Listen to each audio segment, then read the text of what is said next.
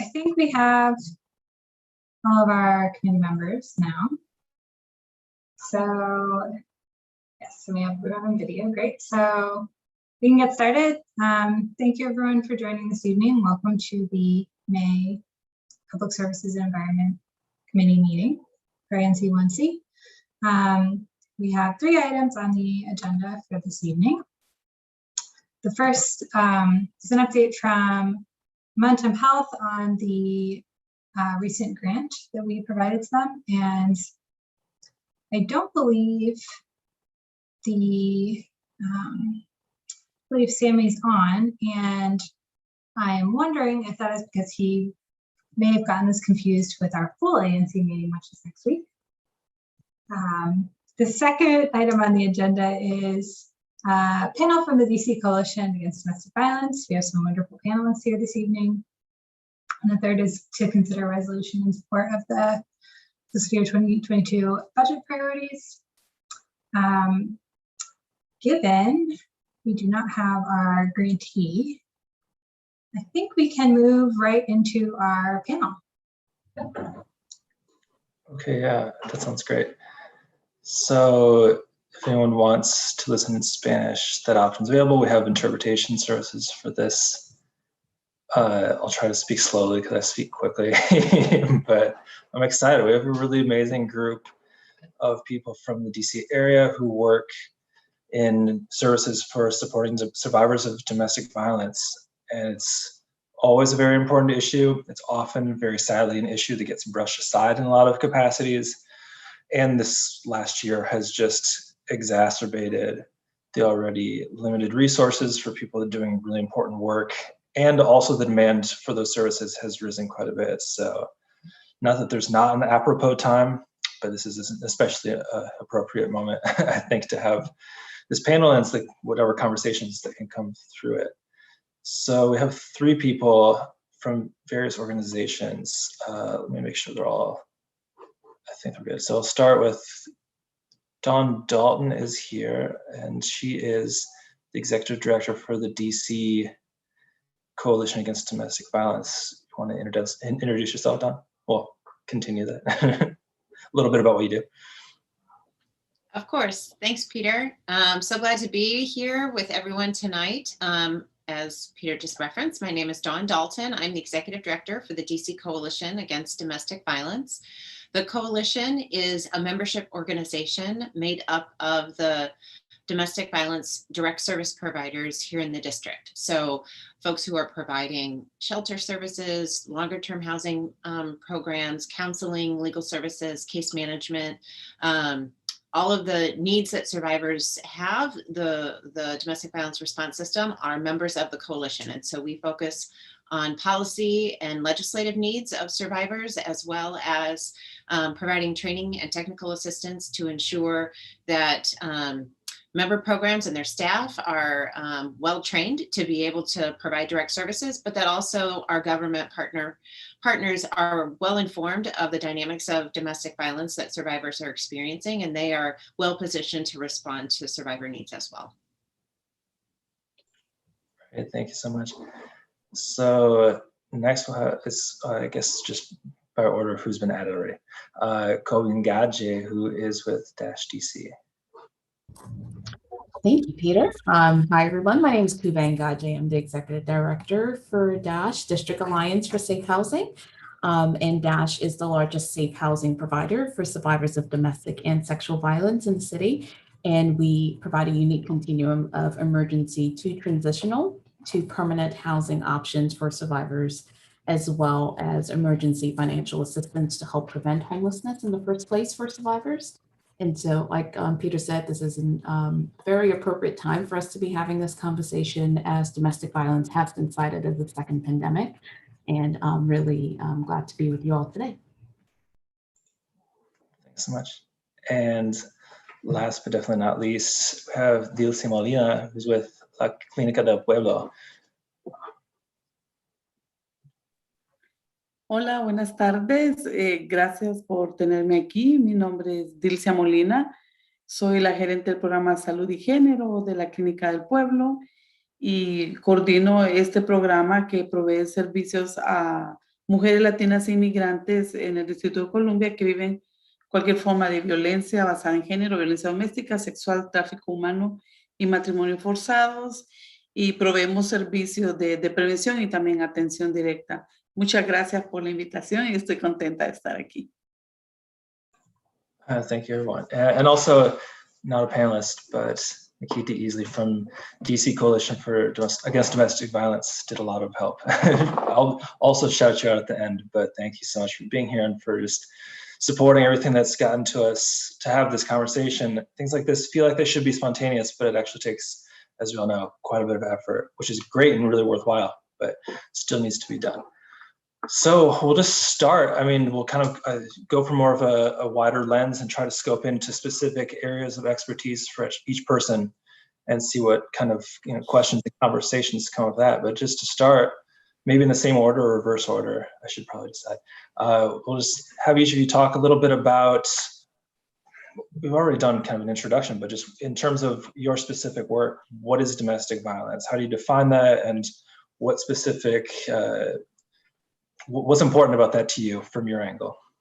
I guess we can start with Dilcia and go in reverse order.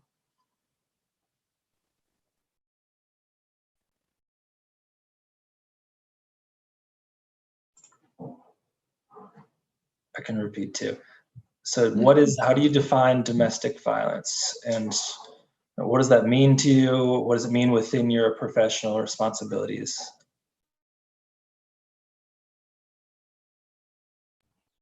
Bueno, la violencia doméstica es un problema de salud pública y un problema de derechos humanos, en el cual todas y todos estamos comprometidos tanto para la erradicación como para la concientización y educación de nuestras comunidades. Y en nuestro programa específicamente hacemos atención directa a sobrevivientes latinas del área metropolitana del Distrito de Columbia. Kuba, you're next. Peter, I'm happy to jump in. And thank you for the question. DASH defines domestic violence very broadly. We understand that domestic violence really affects a large subset of our population, and that can be physical violence, it can be interpersonal violence, it can be interfamilial. Sometimes it's sexual violence, sometimes it's economic violence, and also sometimes it's mental violence. And so we see really survivors coming to us from all walks of life. We always say, there's no particular face of a survivor. It can be anyone. It can be any one of us on this call. And a really important statistic for folks to realize is that one in every 4 women will experience domestic violence in their lifetime, and 1 in 7 men will experience domestic violence in their lifetime. And it is one of the leading causes of homelessness in nationwide and certainly in the city. And so as we work to address homelessness and also to address the effects of COVID, recognizing that domestic violence really has become a second pandemic as people have been indoors for a while. And that very broad definition of DV really allows us to serve as many people as we possibly can, but we'll get to that part of the conversation of understanding that at the moment, there simply aren't enough resources to reach and to meet the demand. Dawn?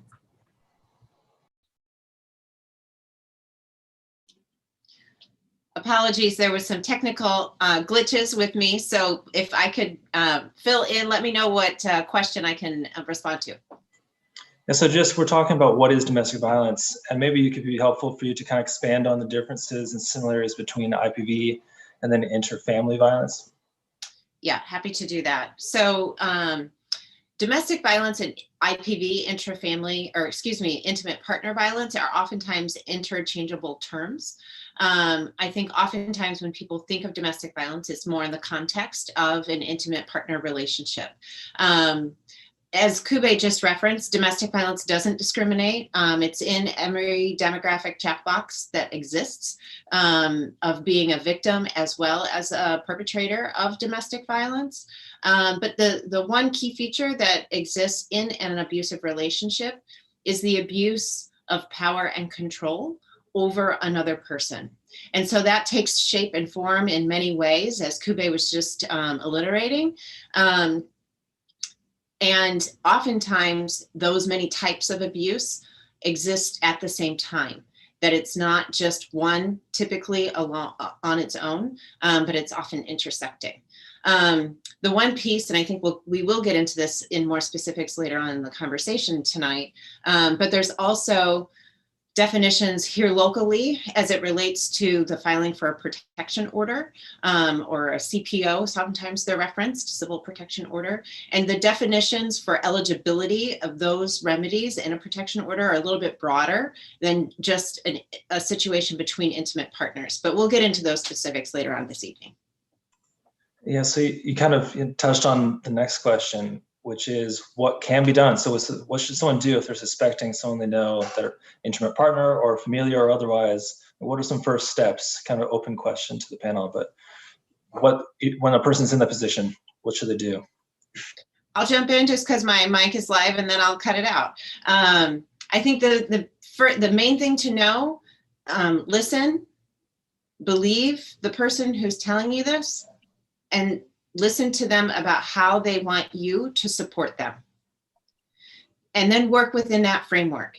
It's really, I think, a very natural and human response when someone you care about shares with you something that is really traumatic to hear that has happened to someone that you care about. And it's a very natural reaction to go into troubleshooting and problem solving for that other person. However, in these situations, the person that has been victimized and who is surviving this violence and this abuse, they know their situation best, and they know what they're ready for in terms of next steps. The biggest thing to recognize is the fact that they took the step to talk to you about it was huge and significant in and of itself. So it is something that is a slower process. And I'll leave it to Kube and Dilcia to talk more about sort of the service remedies and how folks can get linked to organizations like theirs. Thank you, Dawn. I definitely would agree with what Dawn just shared. And in addition to listening and believing, it also helps to be aware of the resources that are available in the city and certainly in the surrounding regions.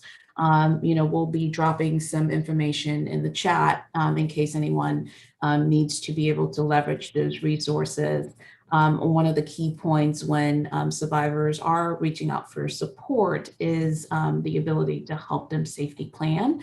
And that's a skill set and a resource that many organizations like DASH and several member agencies of the coalition, the DC Coalition Against Domestic Violence, are able to provide, where you may be able to work out, the survivor may be able to work out a system of being reaching out or calling someone, sending a text message. Sometimes people even think of lowering the shades, especially sort of now that people have been indoors for a significant period of time. We are already hearing, we're seeing higher levels of lethality. We've already lost a couple of survivors to violence. And so when people do reach out for help, please do take it seriously. And reach out to organizations like DASH who may be able to help you troubleshoot or to speak with that survivor directly. And in situations where you feel like it may be life and death, feel free to reach out directly to 911 if you feel like it is an emergency situation and you have absolutely no idea what to do. The DC Victim Hotline is also available, and that number is 844-4HELP-DC. And we'll put that in the chat. And again, just going back to Dawn's point, no one survivor's story is exactly the same. And it's our natural inclination to want to help or to troubleshoot, but just realizing, particularly for survivors who are ready to leave, that may be the most dangerous time for them. And sometimes it takes survivors, as much as 4 or 5 times trying to leave. So if you or anyone that you know is in situations like that, please do reach out to the DC Victim Hotline or to agencies like DASH who can be of assistance. And sometimes these things are happening not just locally in DC. The abuse may also be happening in our surrounding states in Maryland and Virginia And so the ability for organizations to know DV knows no boundaries and no borderlines. So being able to understand the different state laws helps to better serve those survivors as well. Elsia?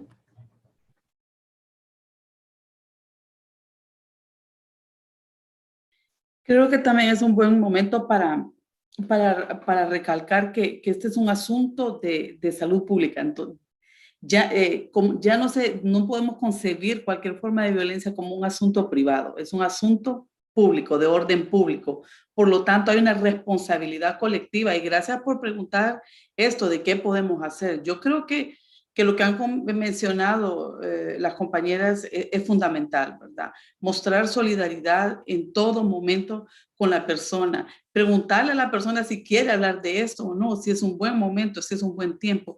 Y sobre todo, no culpar y respetar los ritmos de la gente. Las personas tienen diferentes ritmos de acuerdo a sus culturas, de acuerdo a sus propios proyectos de vida.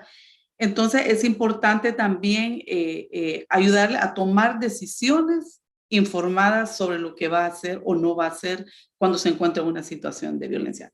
Pero definitivamente es un asunto colectivo que tenemos todos responsabilidad en ello. Yeah, so it was really well said on all three parts. So kind of taking the opposite, we've said things that any person can do. What are types of behavior that are not particularly helpful, or what types of boundaries should be set when we're dealing with responding to concerns of domestic violence? Who wants to take this one? I can expand a little bit on what I was talking about in terms of sort of some of that human reaction of wanting to really come in and solve the problem for the person who's surviving this abuse in their life. It's just so critically important. I think for it's really important to understand that at times these situations can be very lethal. And if calculated decisions aren't made on behalf of the person who's looking to flee, there can be very dangerous repercussions. And so just to underscore what Dilcia and Kube have shared, this is a very serious issue and it's uncomfortable. And I think folks like to sort of distance themselves from the fact that those are the potential outcomes, that really dangerous situations are the potential outcomes from these relationships. But in fact, they are. And so I think the piece that within the domestic violence service community here locally, as well as just across the country, the language that we use in terms of really safeguarding survivors and their decisions is really important. One of the fundamental beliefs is that the survivor knows their situation best. And so you just really coming in and sort of barnstorming and taking over a situation is really not going to be helpful in the end. But working in partnership to navigate and be patient, because sometimes the person who is fleeing the situation may not move at a pace that you as an individual that cares for them would like.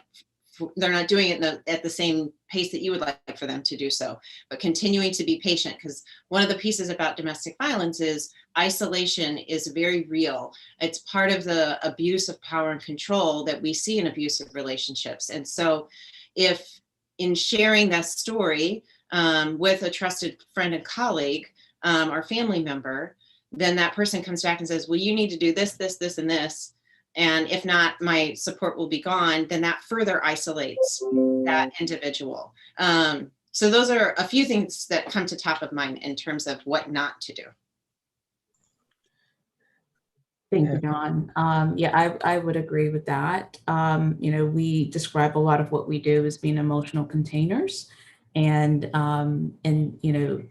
the opposite of not listening is something that we always tell folks. You have to be comfortable sitting in the unknown. You have to be comfortable being uncomfortable, because if a survivor is reaching out to you, and many times, to Dawn's point, they are very isolated. Many times they have their ties to their support systems have been cut off, or ties to financial support have been cut off. And so the ability to just sit in the unknown and be able to support them is going to be really important.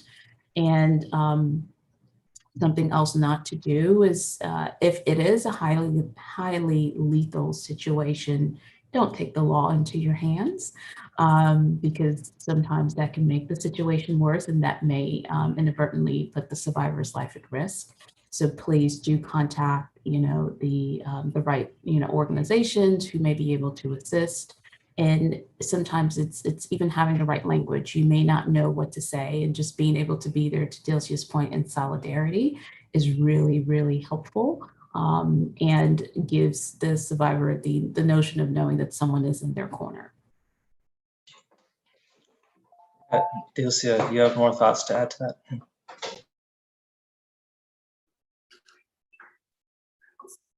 Sí, contactar con especialistas luego de que has dado los primeros auxilios, ¿verdad? A la persona que te confía, que vive una situación de violencia, es muy importante, ¿verdad?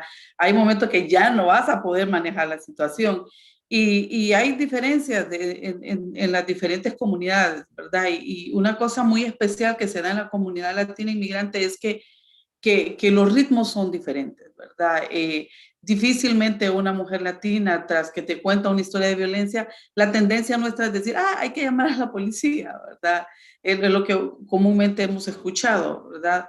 Dejando dentro de la ley un problema que es tan colectivo y tan comunitario, ¿verdad? Esa es una de las cosas por las que tenemos que reflexionar más profundamente. Pero las mujeres inmigrantes, para llegar a ese paso, tienen que pasar muchos encuentros, tienen que pasar muchas cosas, conversaciones, visitas a los proveedores de salud, para poder tener el valor de denunciarlo a la policía, porque hay otros elementos ahí como el de migración y el temor a la policía para poder denunciar. Entonces, lo que quiero decir es que los ritmos son muy diferentes y hay que respetar los ritmos de cada una de los sobrevivientes. Yeah, I mean, I think of the themes that already emerge whenever this topic is discussed is that it's complicated, and also it's very difficult for a well-intentioned person to change the world single-handedly. Better to be patient and kind of summarizing what we've gotten to so far. Being helpful doesn't necessarily mean being active. It can be being passive, and just creating that space so the person can reach out to services that are already in place that a lot of times the individual is not trained to help with, which is our next set of kind of topics and questions. So what are some of the services that are available, and how do those break down by kind of different categories? We've mentioned emotional, financial, mental abuse. What are the different ways that we see this? And both in DC and in general, what services are best to approach in what ways? I'm happy to start that one off. I think DC has a wealth of resources that are available that hit on several of these sort of buckets of emotional, mental, financial abuse. Overall, I think, just starting off with member agencies of the coalition, including DASH, there's also many agencies throughout the city who provide dedicated mental health and also financial support. Specific to DASH, we focus at the intersection of domestic violence and housing. And we're able to help survivors who are reaching out to us, and that's any and all survivors. Our services are specifically designed to help eliminate barriers, and our services are what we call low barrier, trauma informed and voluntary. So going back to the point of believing the survivors, we believe the survivor when they come to us to work with them to identify what their needs are within the spectrum of services that DASH provides, from emergency to transitional to permanent housing options. And when they are housed in one of DASH's housing programs, they also receive holistic services, and that it's really the wraparound services to address the whole person and the whole family. We're able to serve any and all survivors, so that's men, women, children, members of the LGBTQIA community, and also providing culturally specific services in partnership with agencies like La Clinica de Pueblo. And I think you'll hear of amazing organizations who do work in the city, and you also hear that despite the work we are currently and the number of people we're currently reaching, there's still so much need. And And we want to be able to work and continue to work with the city and with our private sector to really strategically address how we can continue to meet the needs of survivors in a way that's sustainable, and particularly coming from the pandemic, issues like mental health that are such, I think everybody has felt the effects of mental health recently. If you compound that with, survivors who are dealing with life and death situations, or, I've mentioned that we're seeing higher instances of child abuse, where children are now being, are now the main survivor, seeing more of those instances come through, and the need for coordinated efforts amongst these organizations is critical, and the need for really deep investment from the city and from the private sector will be important as we look to, creating a better normal. Just recognizing that, the pre-existing inequities that were there from a service lens are still there, and they're deeper now. So, in summary, great services and not enough of them. So even continuing on that, Dawn or Dilcia, Kube mentioned low barrier services. What are some examples of high barrier services that you come across?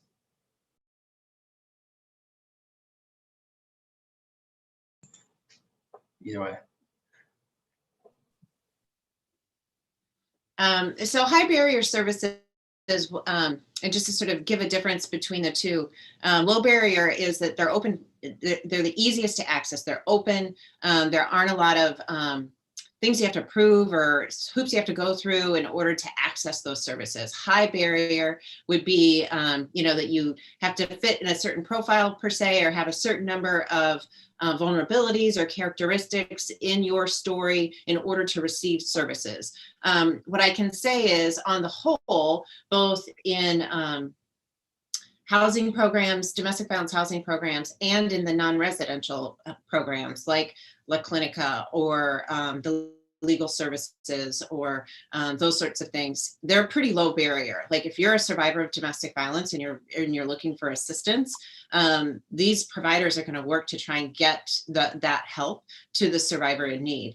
That being said, Kube's point is not lost, or should not be lost on this audience, in that there aren't enough services. There are more survivors in need than there are services available. So as a whole, we really work to try and keep high barrier services as a non-existent reality, because that's just even one more isolating factor for survivors. Mm-hmm. Yeah, and go ahead.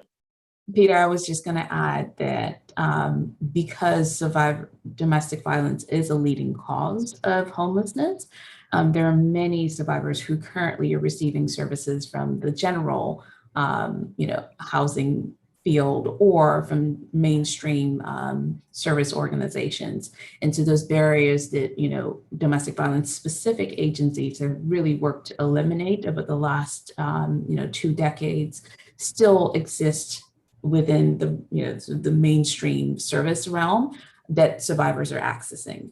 And so we do a lot of advocacy in partnership with the mainstream service field to help, educate and train as much as we're able to, because they're also serving survivors. And that's important to make sure that, no matter where a survivor goes, that they receive the dedicated services that they need. Guilty?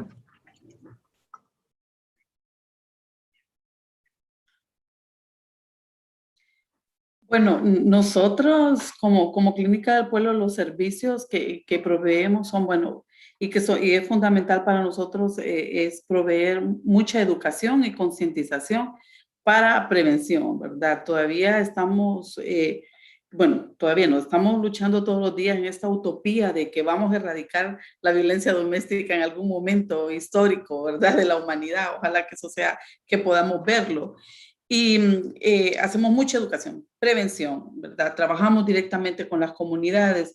Para esto hemos creado un currículum con metodología de educación popular para trabajar directamente con las comunidades latinas inmigrantes. Y trabajamos en los edificios, en los mercados latinos, en los restaurantes, en las compañías de limpieza, ahí donde están las mujeres.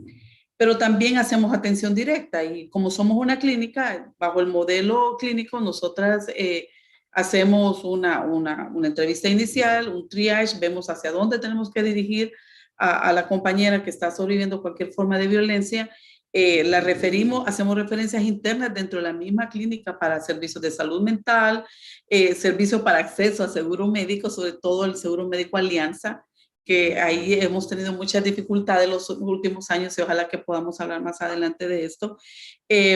También servicios para uso de sustancias dentro de la misma clínica, pero hacia afuera de la clínica hacemos referencias a servicios legales, servicios en los consulados, las embajadas, cuando las mujeres también necesitan tener documentación de su propio país. Pero uno de los ejes fundamentales de nuestro trabajo es el trabajo con promotoras.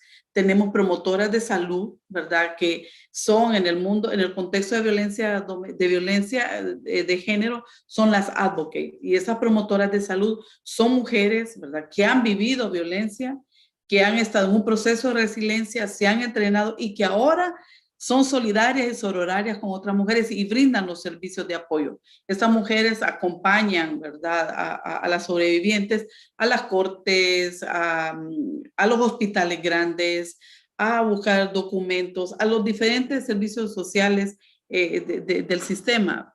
Entonces, eso es lo que hacemos a nivel individual, pero también hacemos grupos de apoyo. Tenemos 3 grupos de apoyo donde las mujeres toman fuerza, ¿verdad? Toman fuerza para poder seguir en esta ruta crítica de la resiliencia, ¿verdad? Para sobrevivir cualquier forma de violencia. Entonces, tenemos grupos de apoyo semanal, un grupo de apoyo mensual para mujeres que viven también asalto sexual y violencia doméstica, y para también un grupo de apoyo mensual para mujeres que tienen la interseccionalidad de VIH y violencia doméstica. Esos son los servicios que prestamos, además de la educación. Y lo interesante es esto, ¿verdad? Que estamos somos un modelito dentro de una clínica comunitaria pequeña, pero que hasta ahora ha funcionado y hemos apoyado a muchas mujeres a salir de la crisis. I mean, it becomes pretty evident how each of you, as well as partner organizations, do so much, and there's so many angles that not only can be included, but need to be for a holistic approach. And kind of an important element, I'm wondering how this past year, 14-ish months, the global health crisis with COVID-19, how has that affected services, access to services? What types of things are you seeing in terms of what these needs and how they're handled is happening?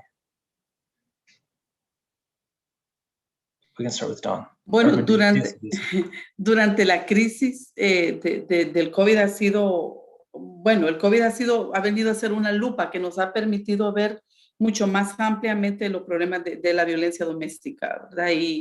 Y todas las complejidades de la misma, pero durante este tiempo difícil, se cerraron el acceso a los servicios, volvimos a vivir una crisis terrible con el acceso a servicios culturalmente apropiados, sobre todo con el tema de la lengua, con el tema del idioma.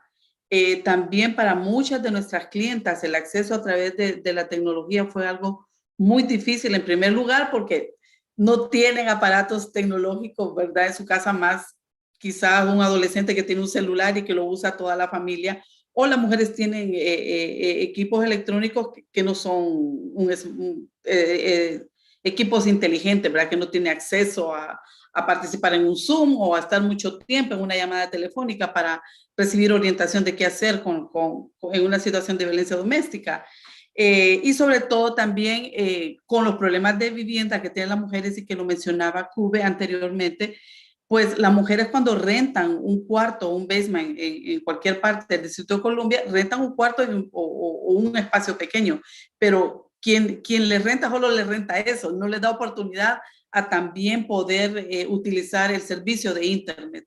Eso fue una crisis súper terrible para las mujeres. Las mujeres sabemos que durante este encierro se dieron mucho más casos de violencia doméstica, los hogares no fueron espacios seguros para las mujeres y bueno, y el no tener acceso a la tecnología ni al servicio de Internet agravó la situación. Sabemos que hubieron muchos casos, pero las mujeres no estaban hablando de esto, sino que recién, ahora que empezamos a salir un poco, están empezando a llegar o a dar a conocer qué es lo que han vivido. Dawn, if you could go, and then we can, because you made some good points, DLC, about housing, and I want Kubi to be able to expand on those. So what do you think, Dawn? Sure. Oh, Kubi, go ahead. Happy to. No, Dizzy is spot on.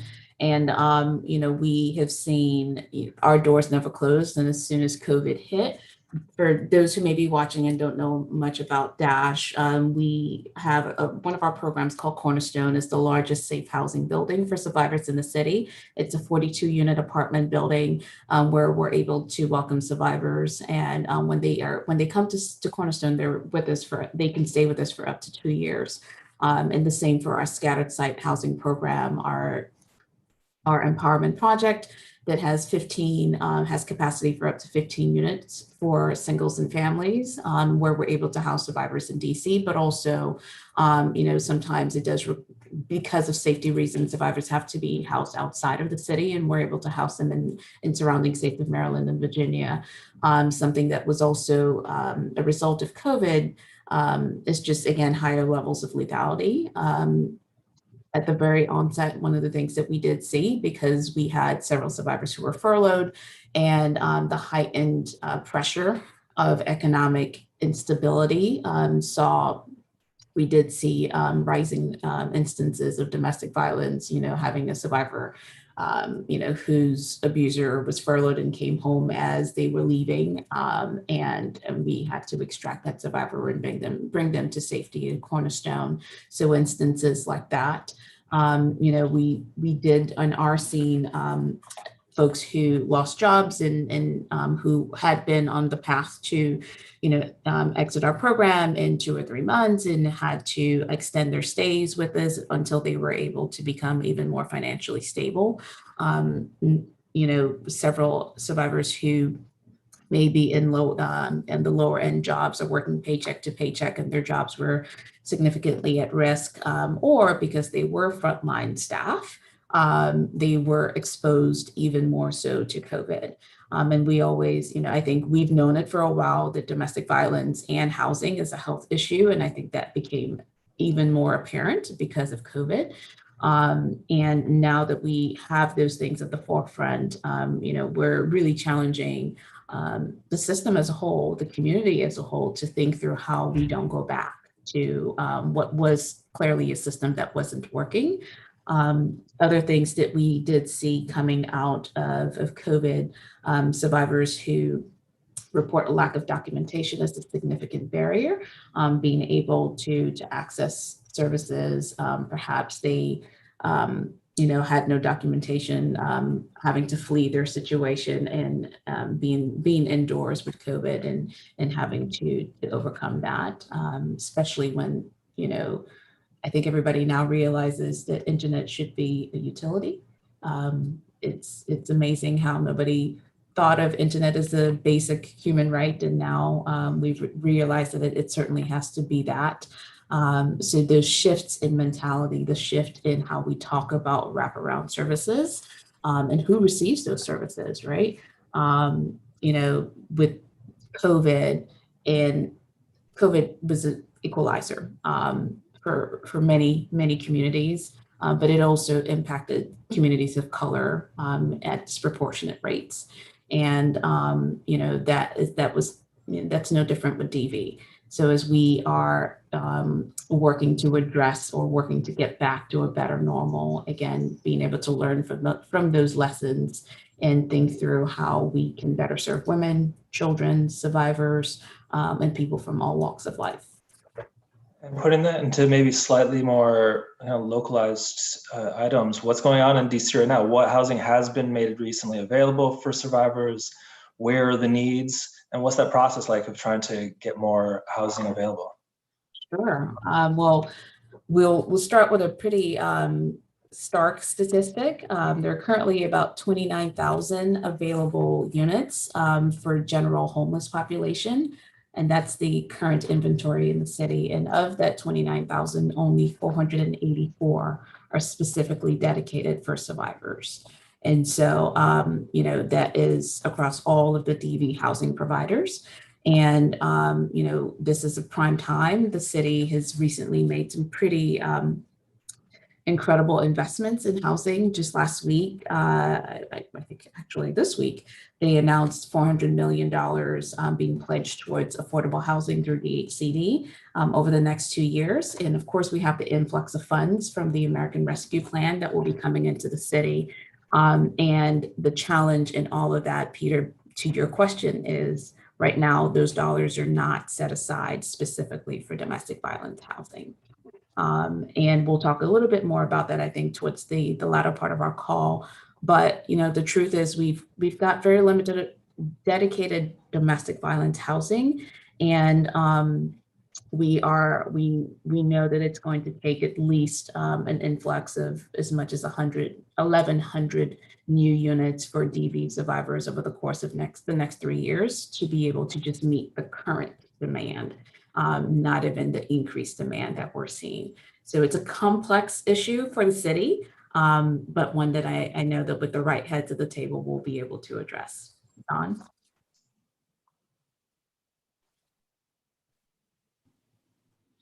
Thanks, Kube. I underscore everything that Kube just shared. You know, housing of domestic violence survivors. I think oftentimes folks don't necessarily, it's not a go-to thought around housing is housing is housing.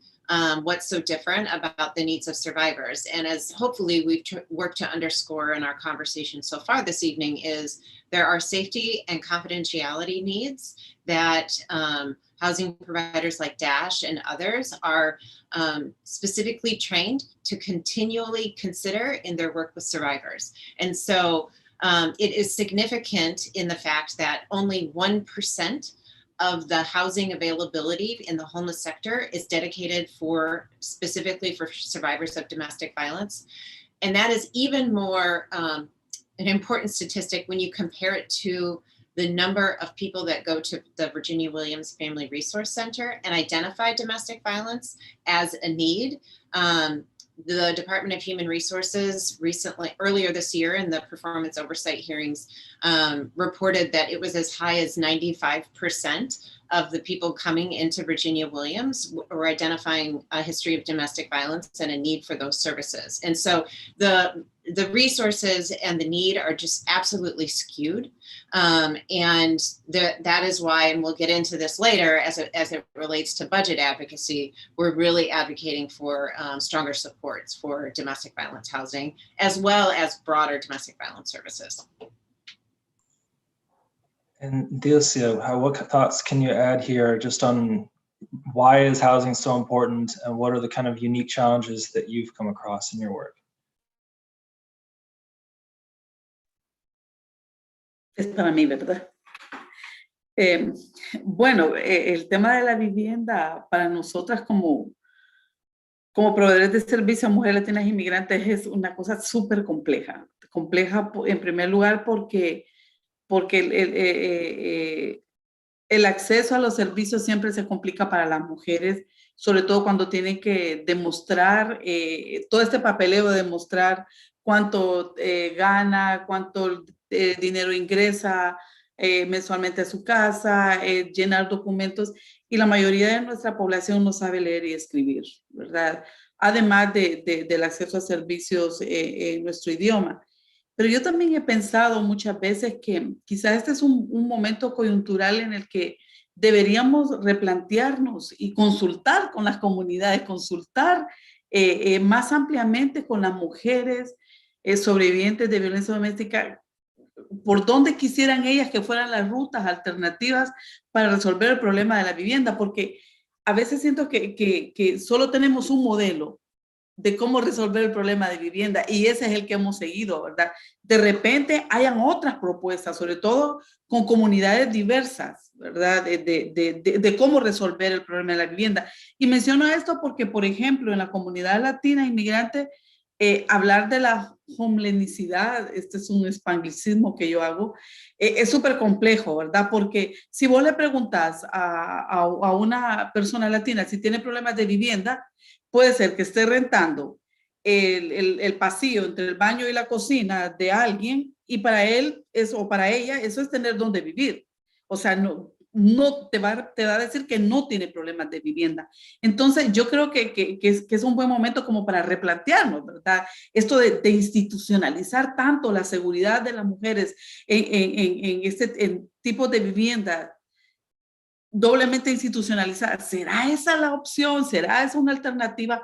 Preguntémosles a las mujeres latinas, preguntémosles a las mujeres asiáticas, preguntémosles a otras comunidades inmigrantes, ¿verdad? Porque creo que ahí nos hemos atascado un poco. Y sí, necesitamos más fondos para que también pongan a salvo para los refugios, para que pongan a salvo la vida de las mujeres, sí. Pero si pudiéramos tener un poco más de fondos para que las consultas sean mucho más profundas y más culturalmente apropiadas y no ir nosotras y nosotros con el modelo de cuál podría ser la solución. Preguntémosle, las comunidades tienen la sabiduría como para definir qué es lo que realmente quieren. Great thoughts. Thank you so much. So that also takes me to something that we hear those that especially that work in this area, which is domestic violence housing strategic plan. What is that? What's the process been like to develop that? Who is doing that work, and why should we be paying more attention to it? Thank you, Peter. I'm happy to touch on that a little bit, and Dawn and DLC, please jump in here. So in last fiscal year, the council reached out and made resources available to have a domestic violence housing strategic plan put together. And so the current 6 housing domestic violence housing agencies, Dash, My Sister's Place, House of Ruth, DC Safe, Calvary Women's, and also Community Family Life Services in partnership with the DC Coalition Against Domestic Violence and the Community Partnership worked with OVSJG to develop this plan. Now we started that process in January of 2020 and then COVID hit. And that hit in March, but it was important to really continue to do the work, and this incredible group of 7 agencies worked together to finalize that plan. It currently is with OVSJG, and we're looking forward to working with OVSJG and the city to really address the outcomes of the strategic plan.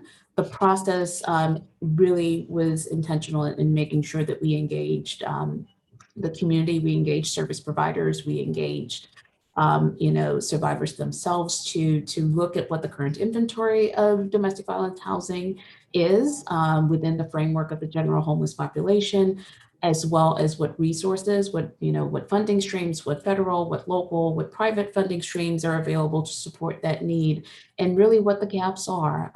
Housing is just the beginning. Like, you've heard Dilsey and Dawn talk about domestic violence and housing. It's not an issue that can be solved in a vacuum.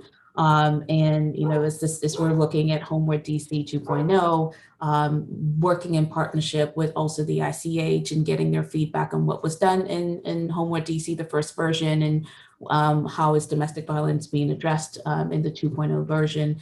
And so I think, it was an incredible process, and, especially coming on the heels of COVID, really looking forward to how we can, leverage some of what we found. Some of those statistics have also been shared with the mayor and with the council for ways in which the city can address DV housing needs, specifically with an ask for, I believe, $25 million from the American Rescue Plan to bring on an additional 1,100 units dedicated for survivors over the next 3 years.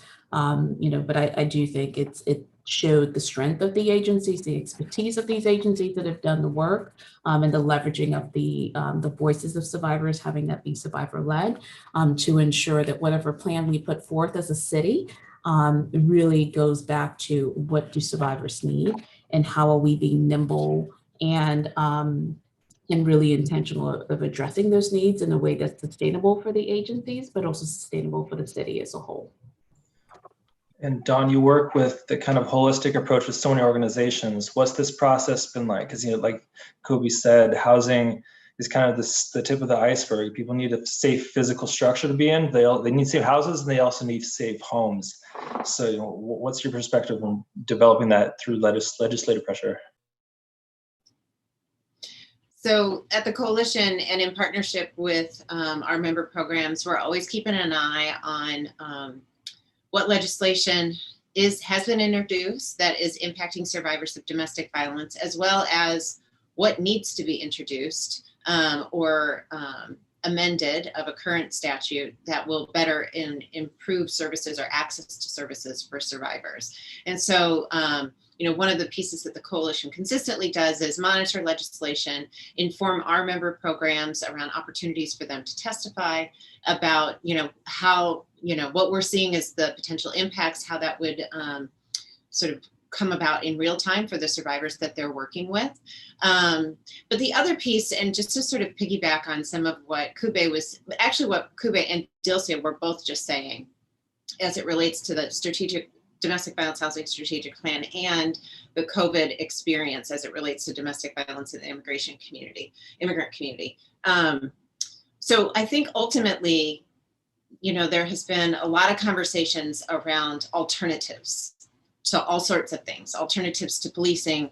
Dilcia just referenced, you know, not having one housing model, but alternatives to mainstream housing models. And I think that was one piece in the process of the development of the DV Housing Strategic Plan. We reached out to the member programs in the coalition that are identified as culturally specific service providers. And sometimes folks don't necessarily know what that term means. An example is La Clinica del Pueblo, right? So they are born out of the community. They work to ensure that the community informs the services that are offered in the organization, the values that are centered in the way in which services are provided, that the norms of the cultural community are centered and familiar, and language accessibility is consistent. And so we really wanted to make sure that the culturally specific service providers were informing the domestic violence housing strategic plan as well, because you can't, it's important to not be in an echo chamber, right? To have all housing providers talk about housing and not have some of the other non-residential folks who are still interfacing with survivors that need housing. You're not going to get as rich of a plan. And so we were very intentional in that process. And I mean, that's the value of working together and in collaboration, and why it's a blessing to be a part of the coalition. So just kind of going off of that, we talk about housing as one of these things that has always been important, but especially I think this last year has really exacerbated the need. And another thing that's really come to the forefront in just terms of public view in the last year especially has been interaction with the police. So I'm curious, what are your thoughts on how that works? Because in a lot of cases, survivors or people that are in the, you know, the critical moment of ongoing domestic violence might not feel safe calling the police, or their abuser might be a police officer themselves. So what's your perspective on that? How does that fit into the equation? Let's start with Kube. Yes, I'm happy to touch on that a little bit. And I think that's a particularly timely question. Yesterday was the 1-year anniversary of George Floyd's murder. And as Black woman, an immigrant woman, born and raised in Cameroon, leading an organization that serves predominantly people of color with a staff of predominantly people of color. You know, I think we're all dealing with multiple pandemics here, and from, you know, COVID to domestic violence to certainly the racial reckoning that we've had. And part of that racial reckoning had a lot to do with policing. And for survivors, it is that issue of safety.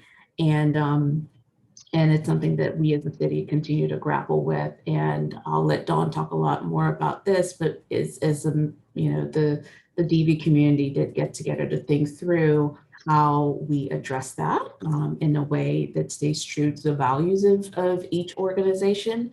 And that also provides, to Dilcia's point, different options. I think no one denies the fact that we need police. And in many instances, policing can be a force of good if done in partnership with the community.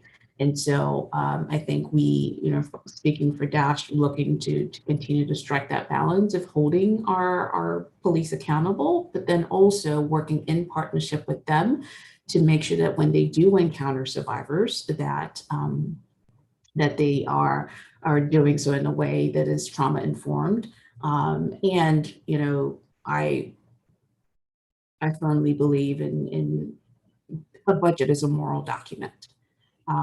It defines who you are as a person. It defines who you are as a city, as an agency. And so when we look at our budget as a moral document, where do we put those resources?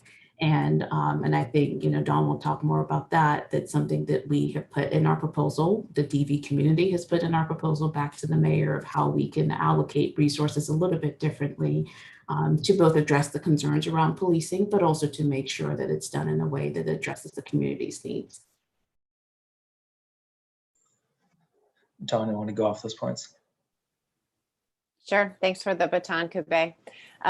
So as Kube was referencing, this has been a body of work that the coalition has been leading discussion with our member programs, as well as survivors directly. So as over the course of the last year, literally, as racial reckoning has really gotten a resurgence, an overdue resurgence, we started talking with survivors and our member programs around what their experiences with police had been, because as defunding the police is a term that has been used for very long, but it all of a sudden got moved to the mainstream and centered in a lot of ways. And it brought on a lot of reactions and a lot of feelings.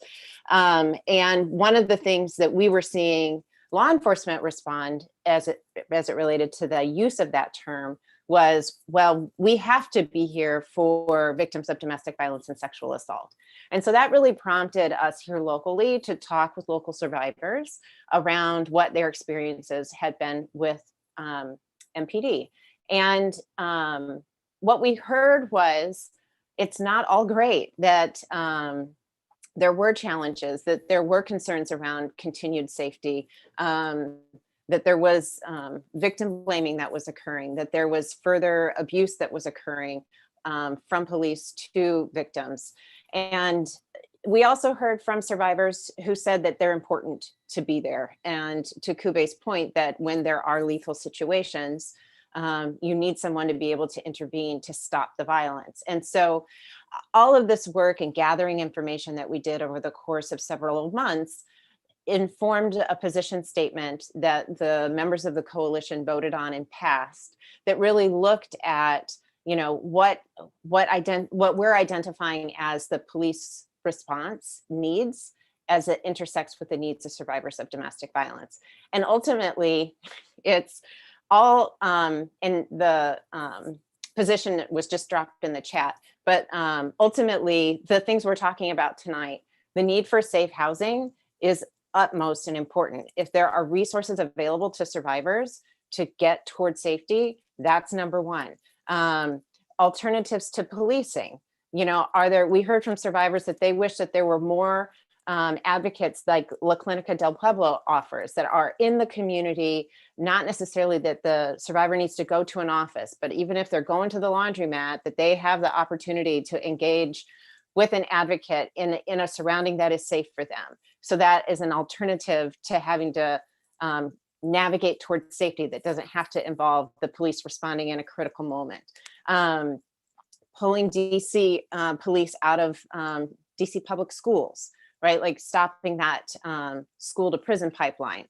But also ultimately it is working again in partnership with the police. What we know is implicit bias exists in every one of us. And whether that is racial implicit bias, gender implicit bias, it has to be recognized and consistently worked against. And that is a value that we are holding consistently at the coalition, and that we look to our government partners to hold as well. So ultimately, as some on this meeting may know, there was the development of the council appointed a police reform commission.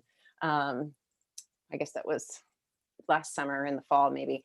And they just recently released their recommendations around police reform. And many of them intersect with what is in our position statement around this issue as well. And so we look towards continuing to engage in systems change advocacy around the ways in which we're partnering with police, the ways in which we're developing new alternative responses that are in line with the needs of survivors. And so both Gui and Dawn made really good points. And Dilcia, before you mentioned, I think a few times, intersectionality. So like when we're talking about the police, things like race, ethnicity, class, nationality, gender identity, all these different components really can affect how the interaction takes shape. From your perspective in your work, how does that, within the Hispanic and Latino community and otherwise, how do you see policing being addressed in these ways?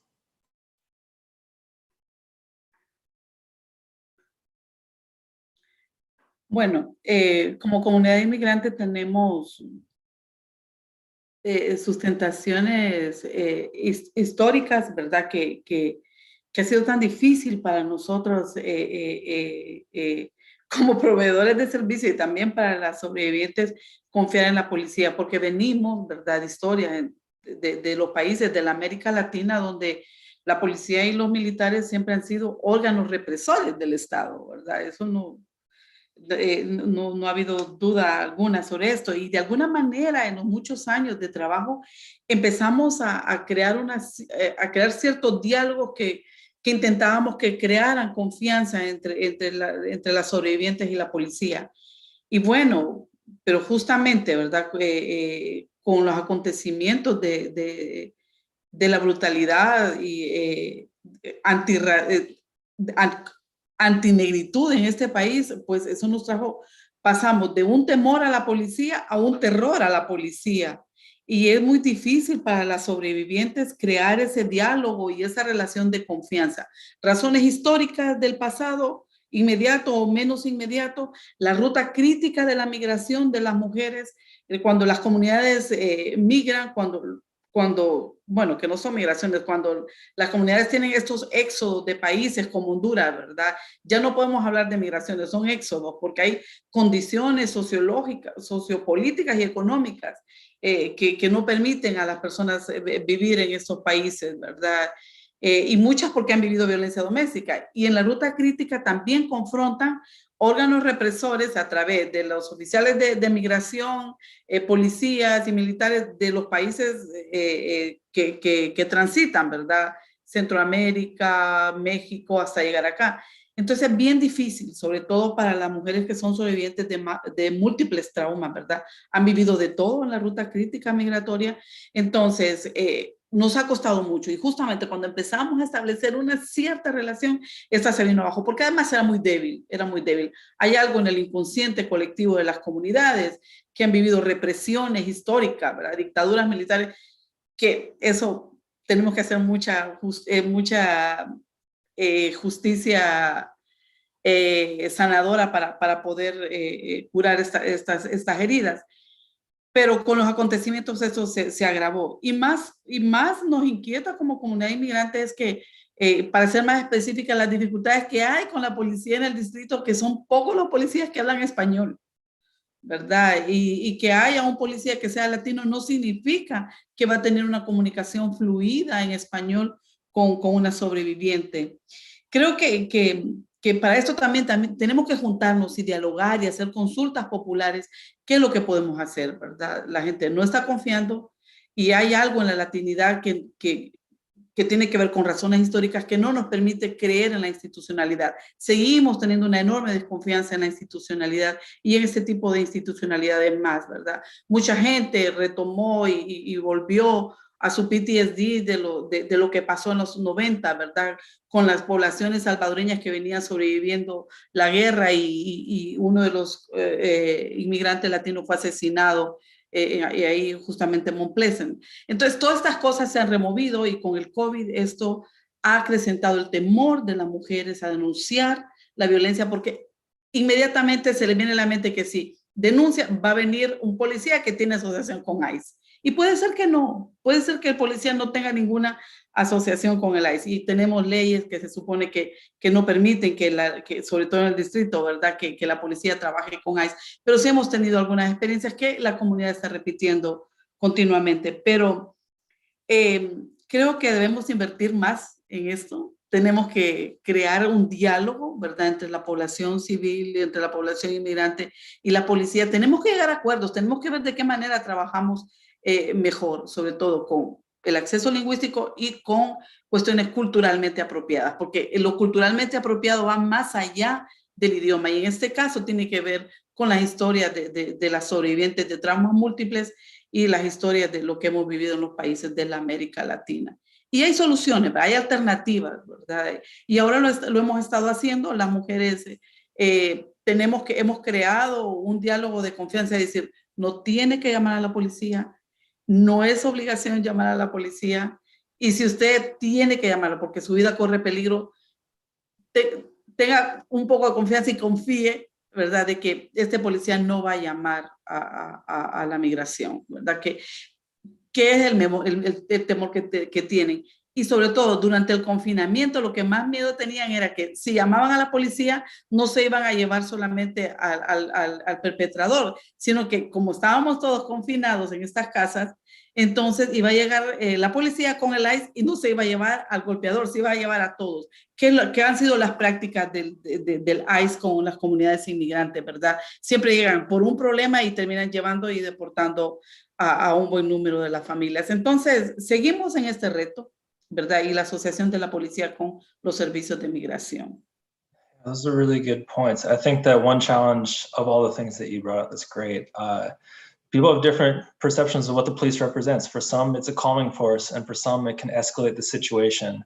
And not necessarily because of police misconduct. It can just heighten the tension of what's going on, and that can make people behave in different ways that they wouldn't otherwise, which I think really goes to the point of how not every person and situation is the same. And the intersectionality of things is important so that you can take things piece by piece and case by case. But when it gets to things like budgets, it's really complicated because budget side, this is really good timing too. Tomorrow, the mayor is releasing her proposal for the budget. So then we get to have the citywide battle, tug of war over what goes where and for how much. In terms of domestic violence, what does that look like? How does the budget process and negotiation look like? Where is it okay? Where is there need for more pushing? Who can do that pushing and advocating or advocacy in order to make sure that just what we're talking about becomes a reality? Thanks, Peter, for this question. And yes, how timely it is. So hopefully in our conversation tonight, we have really tried to communicate to everyone the need for more services, the impact that COVID has had already on a situation where there weren't enough services for the demand to begin with. And so the ways in which the domestic violence community engages in the budget process is we will be tracking the budget release as it comes out tomorrow, working to understand its impact on the funding available for the services that currently exist, as well as for any expansion or retraction and cuts in funding, and then communicating out to our member programs around what that's looking like so that there's information on the ground so that we can work together in community to advocate through the council in our efforts to increase or expand or address some of the issues that you've heard us talk about tonight. One of the great things that the coalition historically has been able to do is develop positive relationships with a number of the council members as well as council staff. So I think uniquely, some of the council members and council staff are pretty educated on the domestic violence needs in the community. And so when our folks go to the Wilson Building and advocate on behalf of survivors, there is an acknowledgement that this is a real need. And it's part of why the council identified the funding for the domestic violence housing strategic plan. It was something that came from the domestic violence community, that there needed to be a plan put in place, and they found the dollars to be able to do that. And so we're always looking for partner voices that support the needs of domestic violence survivors in the district. As we're looking forward to the FY22 budget, Kube talked about the need for the addition of 1,100 units of domestic violence housing. That's a tip of the iceberg to meet the need. That's looking at $25 million over a 3-year period to layer those resources into the city's housing inventory that address domestic violence victims specifically. The other piece that we are advocating is an additional $5 million for the other core domestic violence services to be able to effectively, as everyone is sort of coming out of COVID and returning to some semblance of normalcy and getting out into the world, what we know is the realities that Kube and Dilcia have talked about this evening of the trauma and the lethality having been at a heightened pitch over the last 15 months. Those survivors are going to need places to go now that there is more accessibility and service availability. And so being able to provide the resources at the time most important to, the legal service. We haven't even talked about how their caseload is way backlogged because the courts had closed, but the domestic violence didn't, and the demand for protection orders did not end.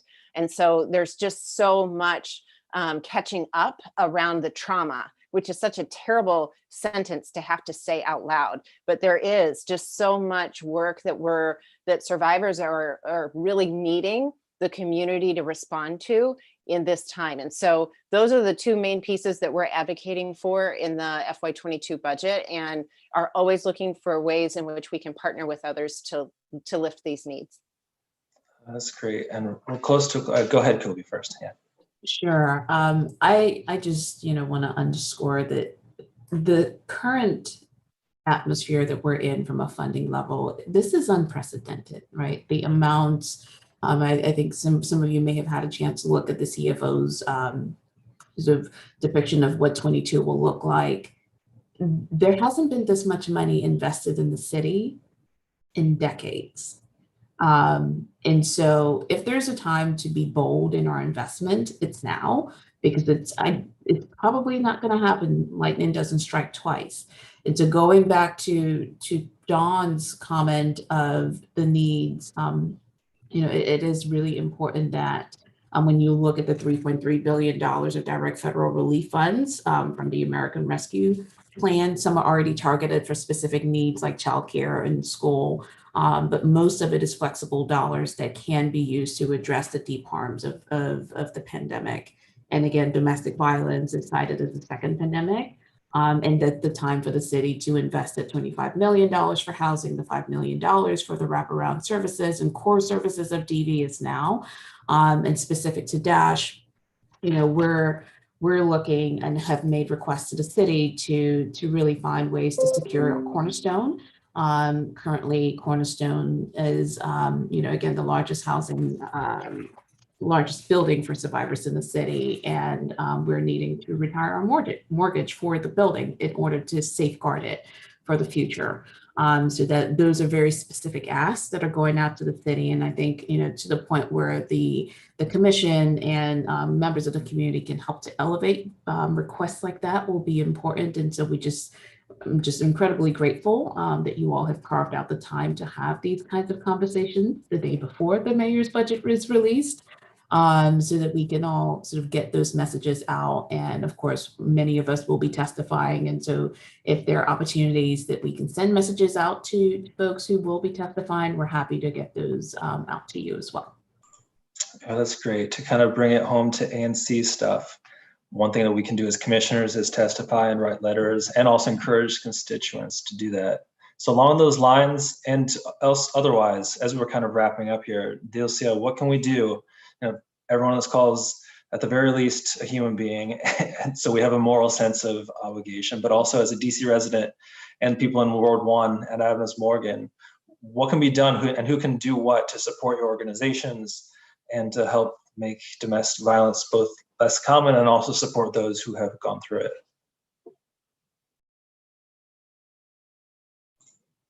We can start with Dilcia.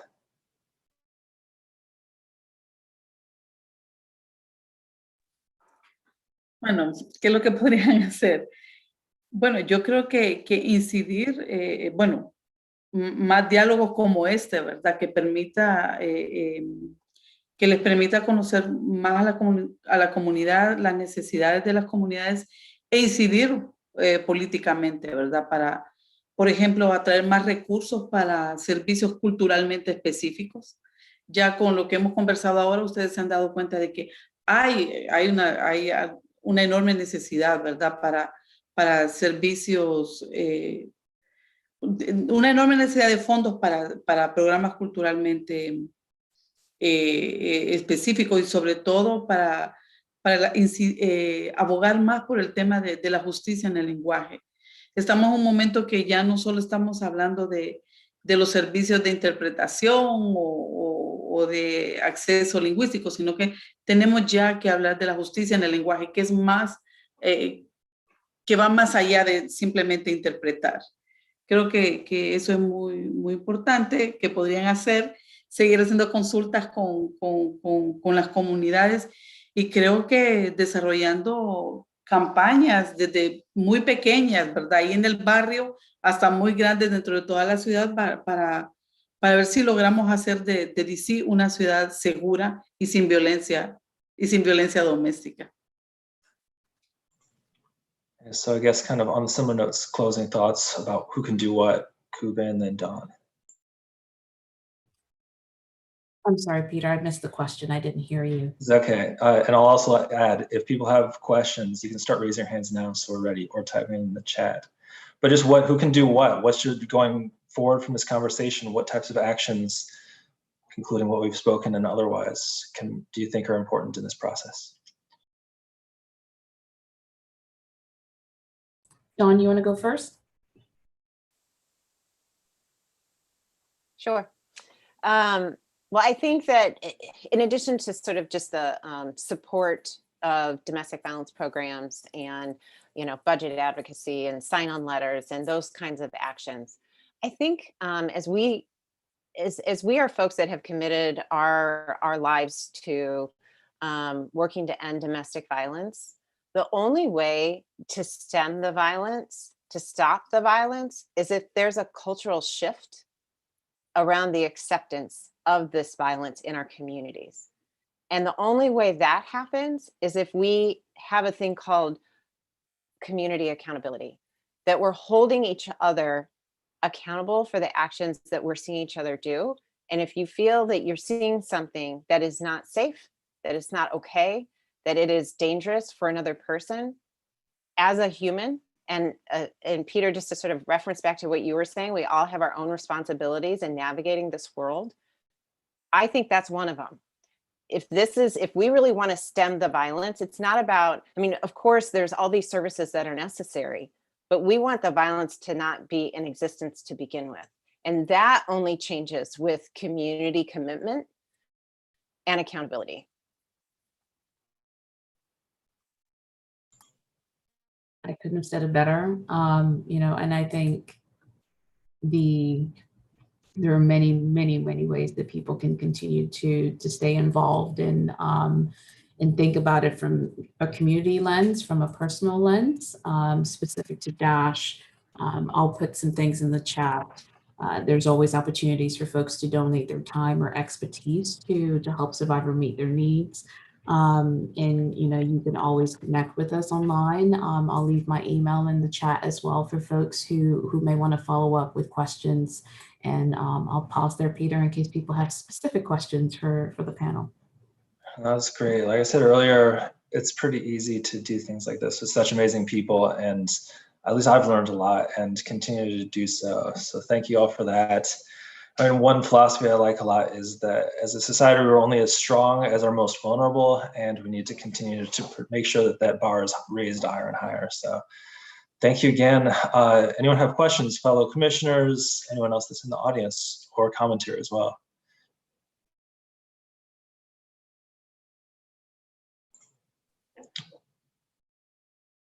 I didn't raise my hand, so I'll wait in line if there's someone else here.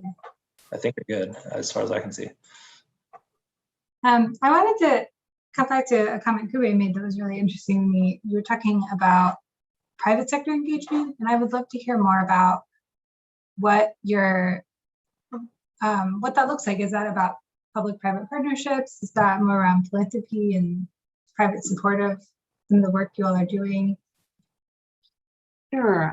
Thank you, Celeste. I think, this is not a issue that's only, addressed, that can only be addressed by the public sector. And so, I think one of the facts that we've clearly, I think, brought to the forefront is that many of the agencies who are doing this work are significantly underfunded. And at the moment, it's impossible to do what we do at the current funding levels that we get from the public sector.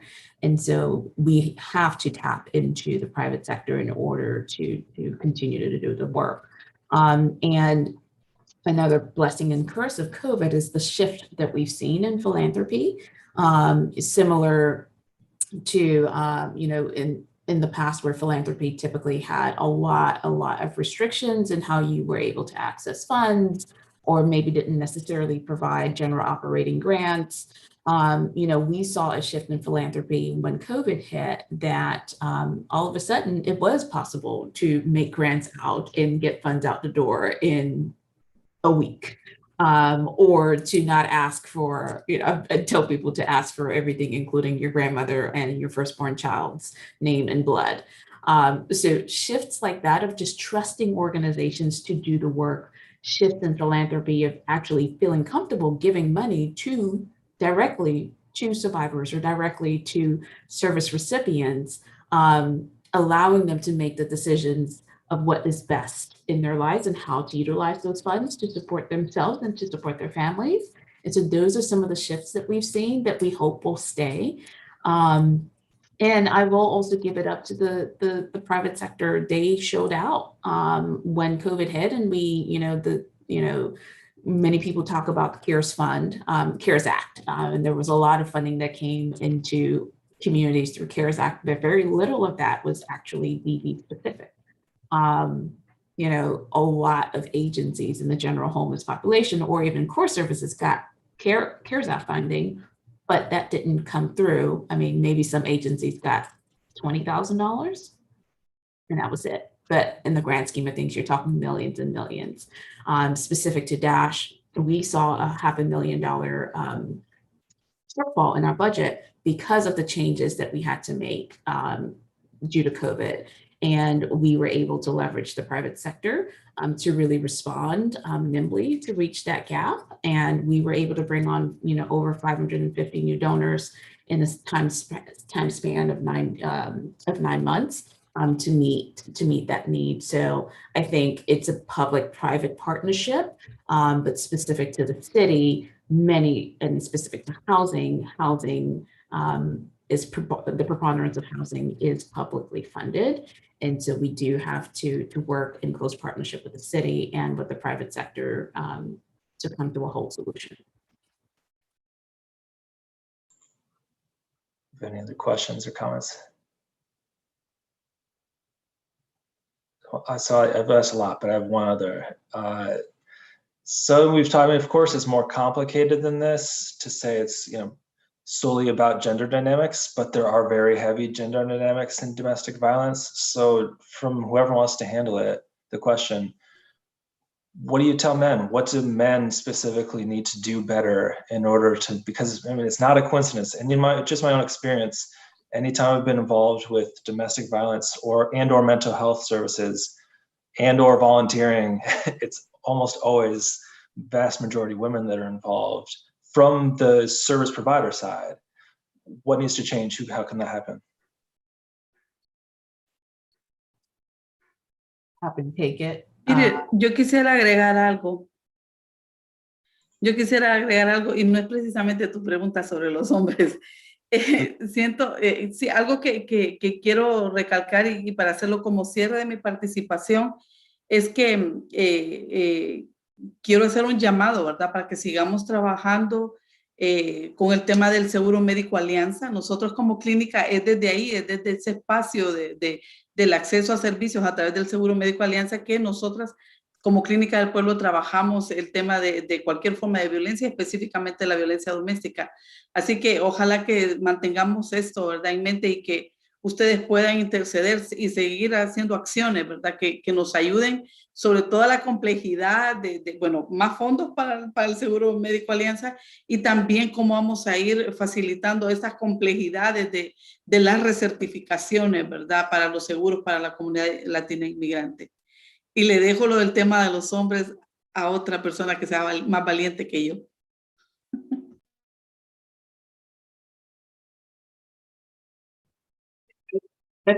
I like how Dilcia said it. Not brave. It's a universal issue, and I think you know, there are clear power dynamics, and I say this as a 4'11" woman, you know, African Cameroonian woman. And I think when we realize that domestic violence can be anyone, it can be your sister, it can be your mother, it can be your cousin.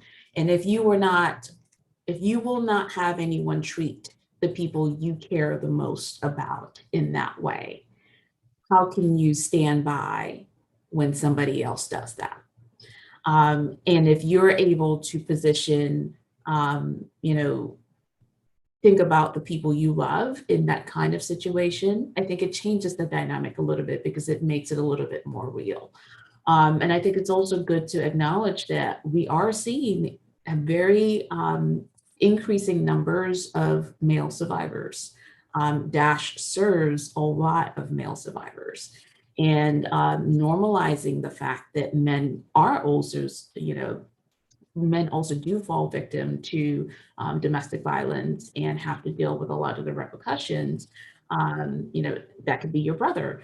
So I think, you know, the same way we approach racism, the same way we approach homelessness, the same way we approach, you know, education and all of these other pre-existing inequities that are pervasive in our society, we also have to really put, you know, put ourselves in the positions of survivors and realize that it can be any one of us. It's not always the person who is from generational trauma or the person who has, you know, I don't know, all the stereotypical things that people think of when they think of a survivor. It can be a woman who is a lawyer and had to, you know, all of a sudden lost everything. And what's your role in addressing her needs? So, Dilcia, I'm not brave, but I am tired. I'm tired of people suffering. And I'm tired of us just passing the buck and saying, it's not my problem. Yeah, I think that's a decent enough segue to the rest of what we've got that's not related. Well, it's partially related to this panel, so I'll just stop it there. Thank you so much again, everyone, for participating. This has been really fruitful, and it's been very enlightening as well. Thank you so much for inviting us and for the just rapt attention you've provided, and Peter for your moderation of this. We're very appreciative and look forward to being in continued communication around the needs of survivors and ways we can partner in the future. Yeah, likewise. Thank you so much. I'll pass it back to our chair and see ya. Rest of it's housekeeping stuff, so if you want to go, please. All right, thank you, everyone. Have a good evening. Thank you. Gracias. Thank you. Thank you, intérpretes. Eso, Gracias a los intérpretes. That's great. Thank you to all our panelists. I think they've all dropped off deservedly now to enjoy the rest of their evening. And thank you to Peter for organizing and to our interpreter for joining. That was really neat. I'm glad we had that functionality, and that would be cool to be able to do it for future meetings as well. I think we had Sammy for a while. We may have lost him again. So that means we can move on to the only resolution on our agenda for the evening. The resolution in support of the fiscal year 2022 budget priorities, letter rather, which is linked. We can bring that up.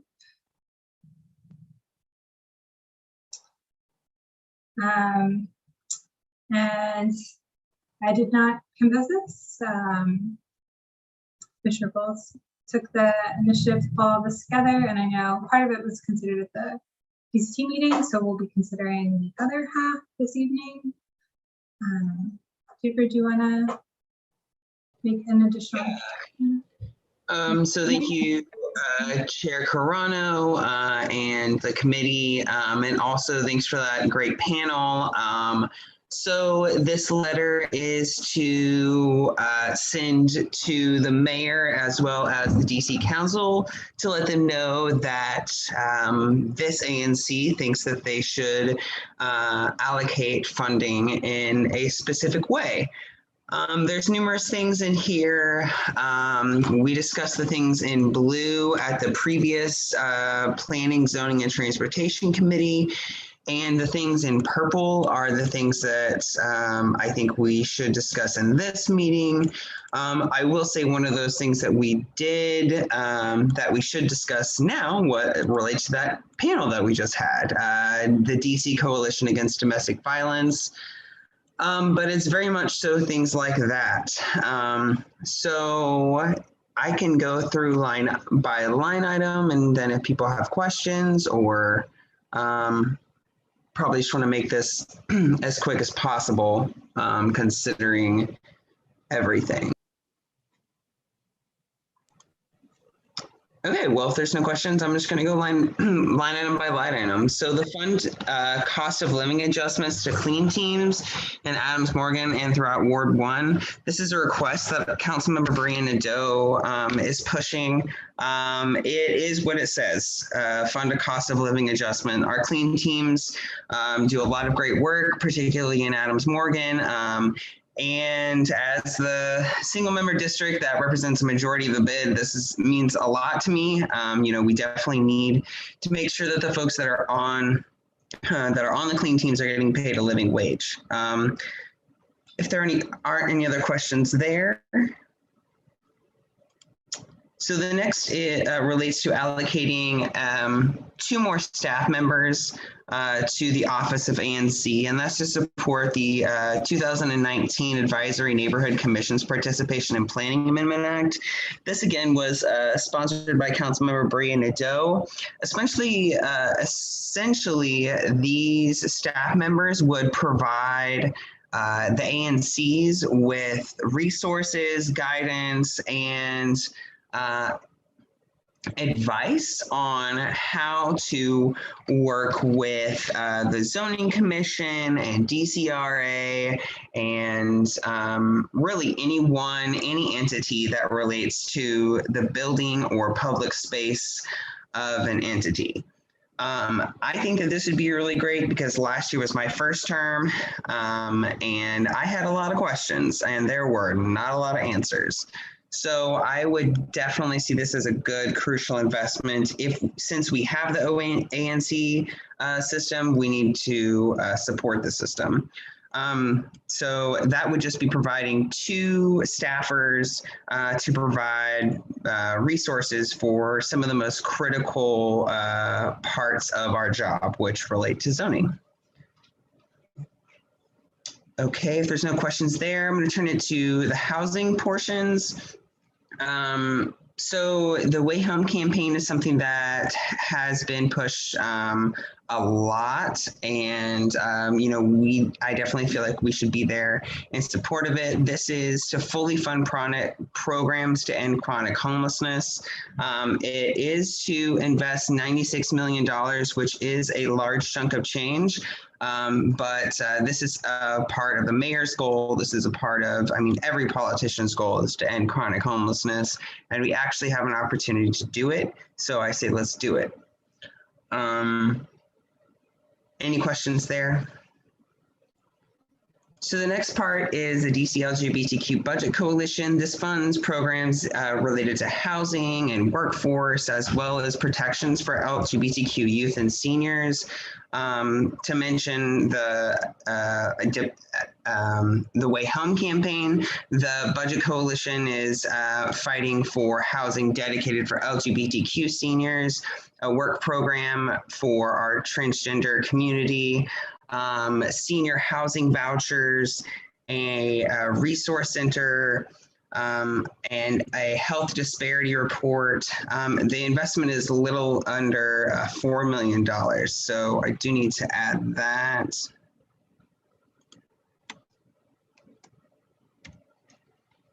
That way, that is all.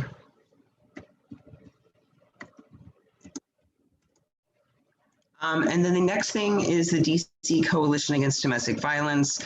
I hope we don't have any questions here.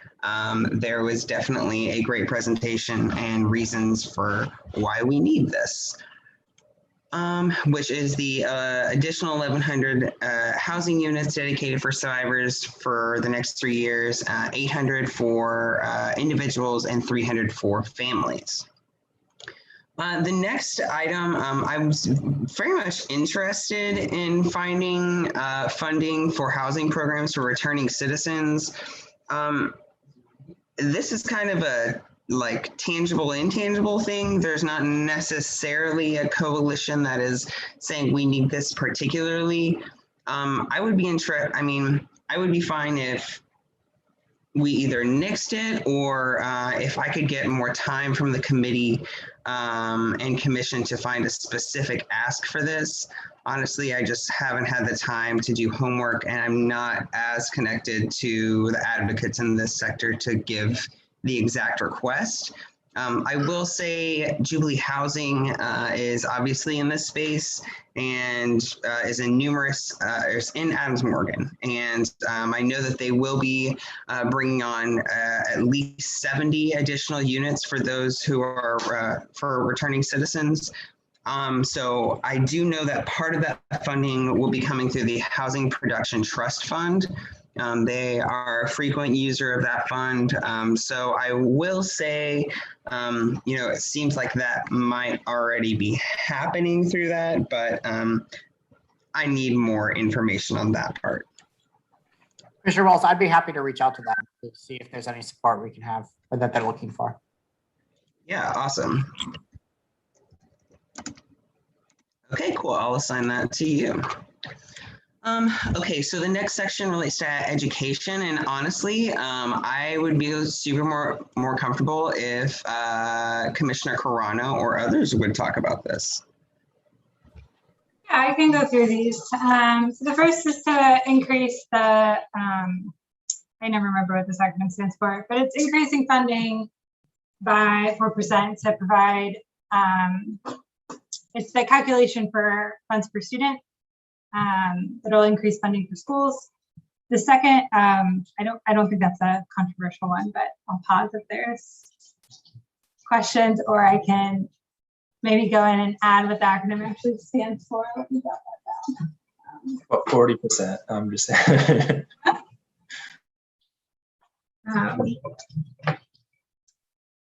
Sorry. And then the second is additional funding for subsidies for childcare centers and operators. Sorry for background noise.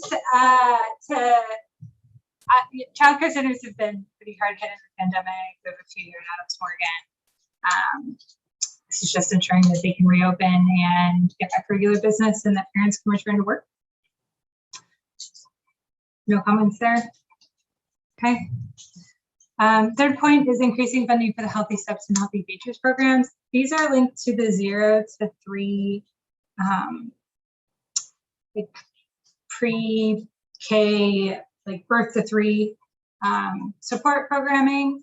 I know that's also in the legislative priorities area, so I can check on this further to see if it's sort of already covered. I know this was something that Councilmember Nadeau was also calling for, so maybe I'll assign that to myself to just double check that it's extra relevant to Adams Morgan, that some of those expansions would maybe attract residents.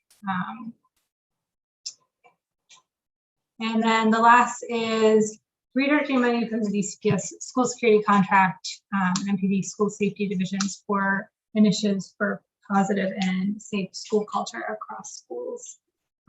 Basically reducing the use of police in schools and looking at alternative ways to use that funding.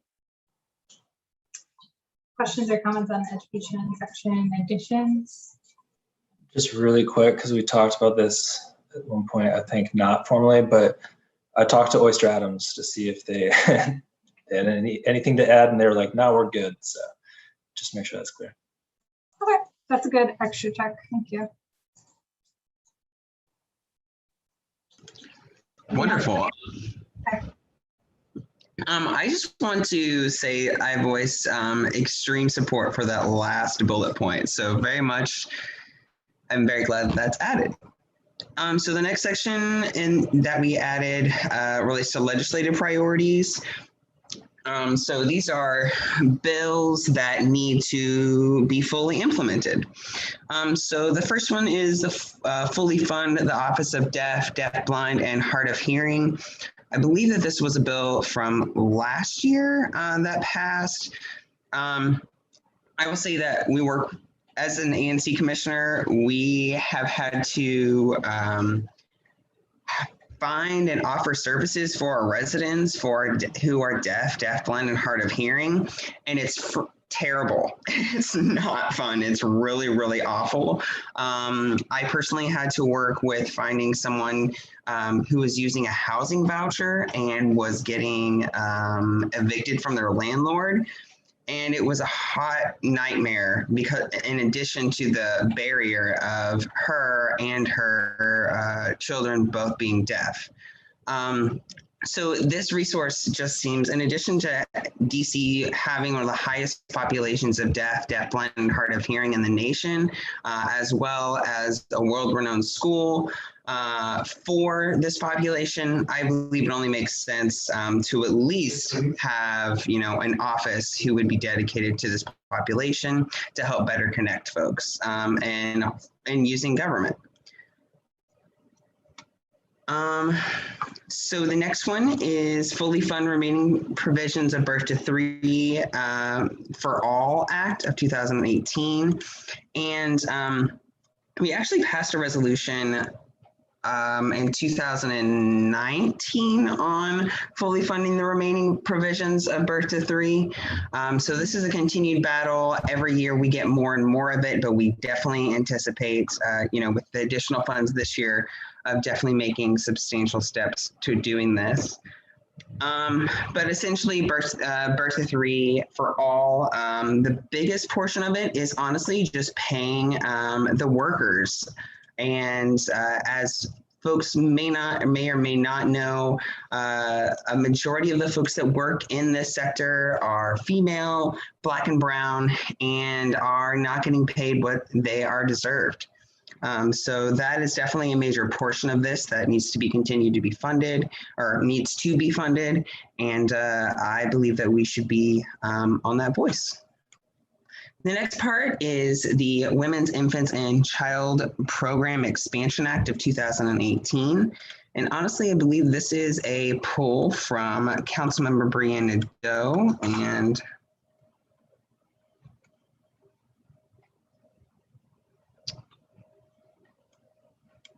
so this relates to WIC spending and then increasing the efforts of small stores and serving it as vendors.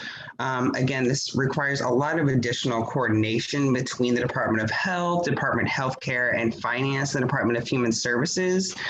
It is mostly to conduct targeted outreach for WIC eligible and families who aren't currently enrolled in WIC. Again, this just hits close to heart because of where my district is. A lot of folks need to be able to be aware of this vital resource, and it really can help folks be pulled out of poverty. And if you don't know about these resources, you're not able to use them. And in addition to being able to use them, the access into smaller serving vendors, that really allows folks to take advantage of these programs, especially considering that some of these smaller stores also include some of the bodegas or more, I would say, culturally competent shopping and customer service providers. So that is why that one is there. And then finally, the Office of the Ombudsperson for the Children Establishment Amendment Act of 2020. That is a terrible title for a bill. But what this does is essentially there is an advocate for our children. Again, this is not, or not again, but this is a connector, an independent legislative agency who is tasked with improving the outcomes for children, and it's mostly to help with them, getting them involved in the child welfare system by holding all agencies that impact these children accountable for their full responsibilities. The Ombudsman Association is, oh, sorry, I'm reading the wrong part. Okay, the office is designed in such a way that its mission, scope, and duties could grow organically over time. But again, right now, it will just be focusing on issues affecting DC children through the creation of additional subordinate agency focuses. This was something that we definitely were expecting a lot of support and funding for, especially, I mean, frankly, just children fall through the cracks, and we need more resources to make sure that, you know, the resources we have are actually getting connected to people.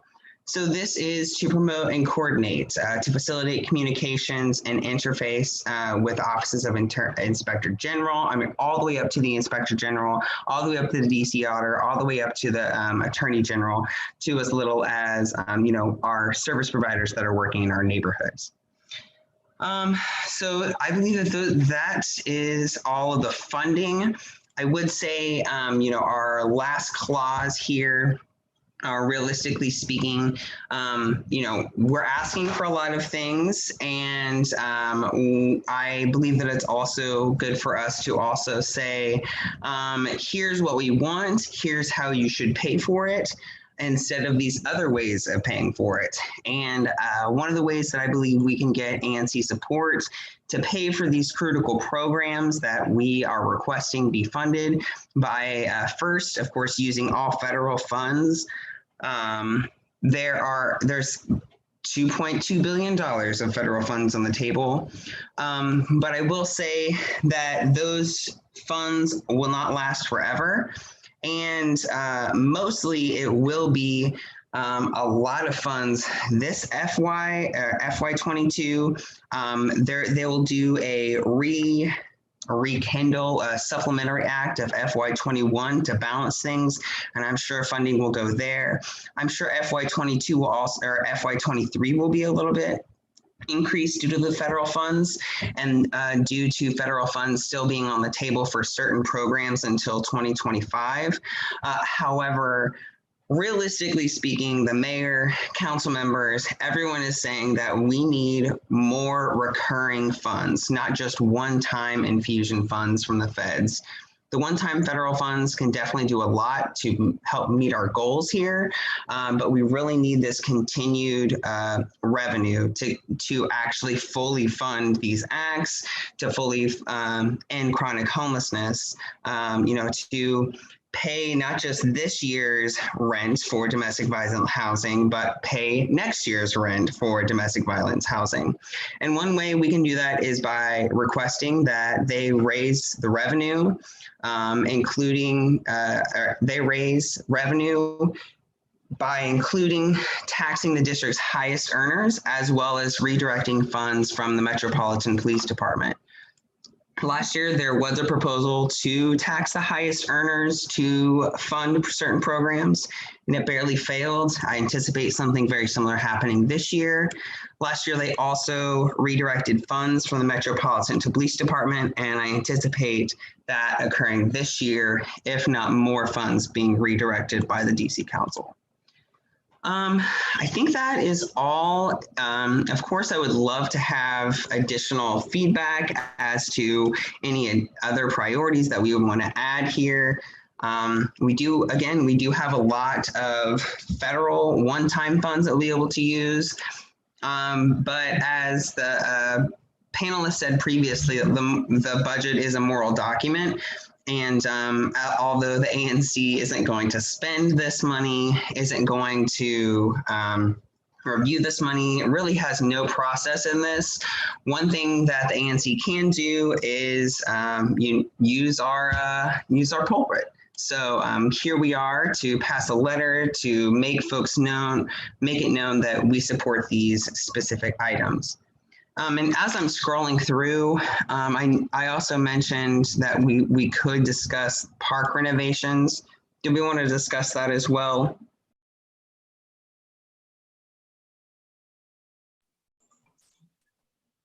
So let's talk about it. Sure. It's probably more of just like, so the Ann Hargrove Park, they need to complete the renovations there. The benches need to get renovated. The Caroline Lorente Park, I don't know the super details of that. Does anyone else know? That's the one right across from the 7-Eleven, across from the Ann Hargrove Park. I'd never heard that name, but it's good to know. I always refer to it as the Triangle Park, but I don't know. Yeah, I'm eager to learn more. I believe that there's supposed to be like a rain rose garden there. So it definitely needs repair, that's for sure. And then the last thing was the maintenance and erosion in Kalorama Park. Are folks aware of where that is and what that's about? Okay. Yeah. Okay, cool. Well, that's really all I have. Does anyone have questions?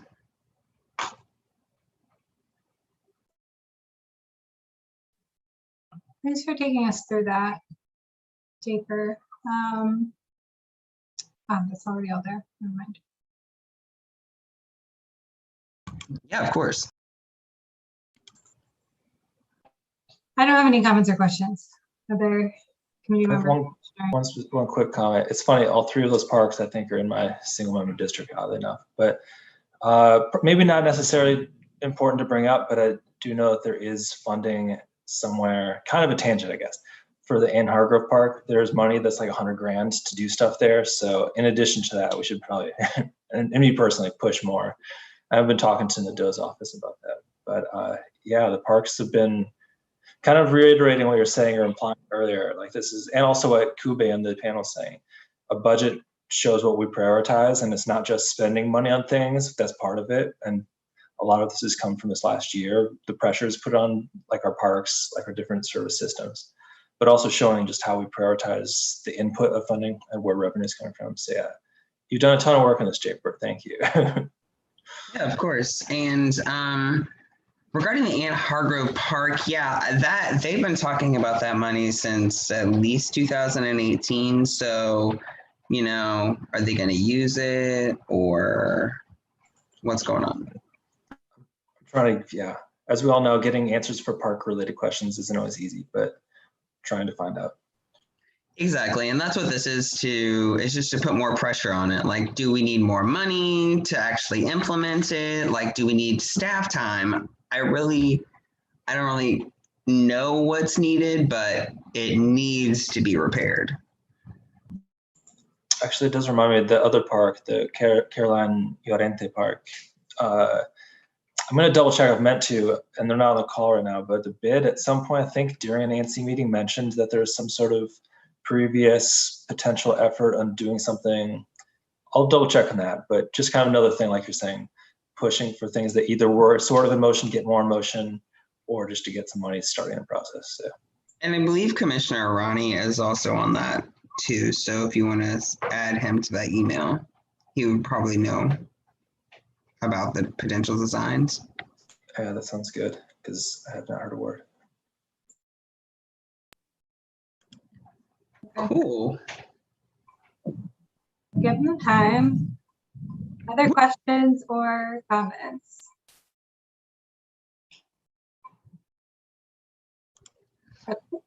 Enjoy the thunderstorm.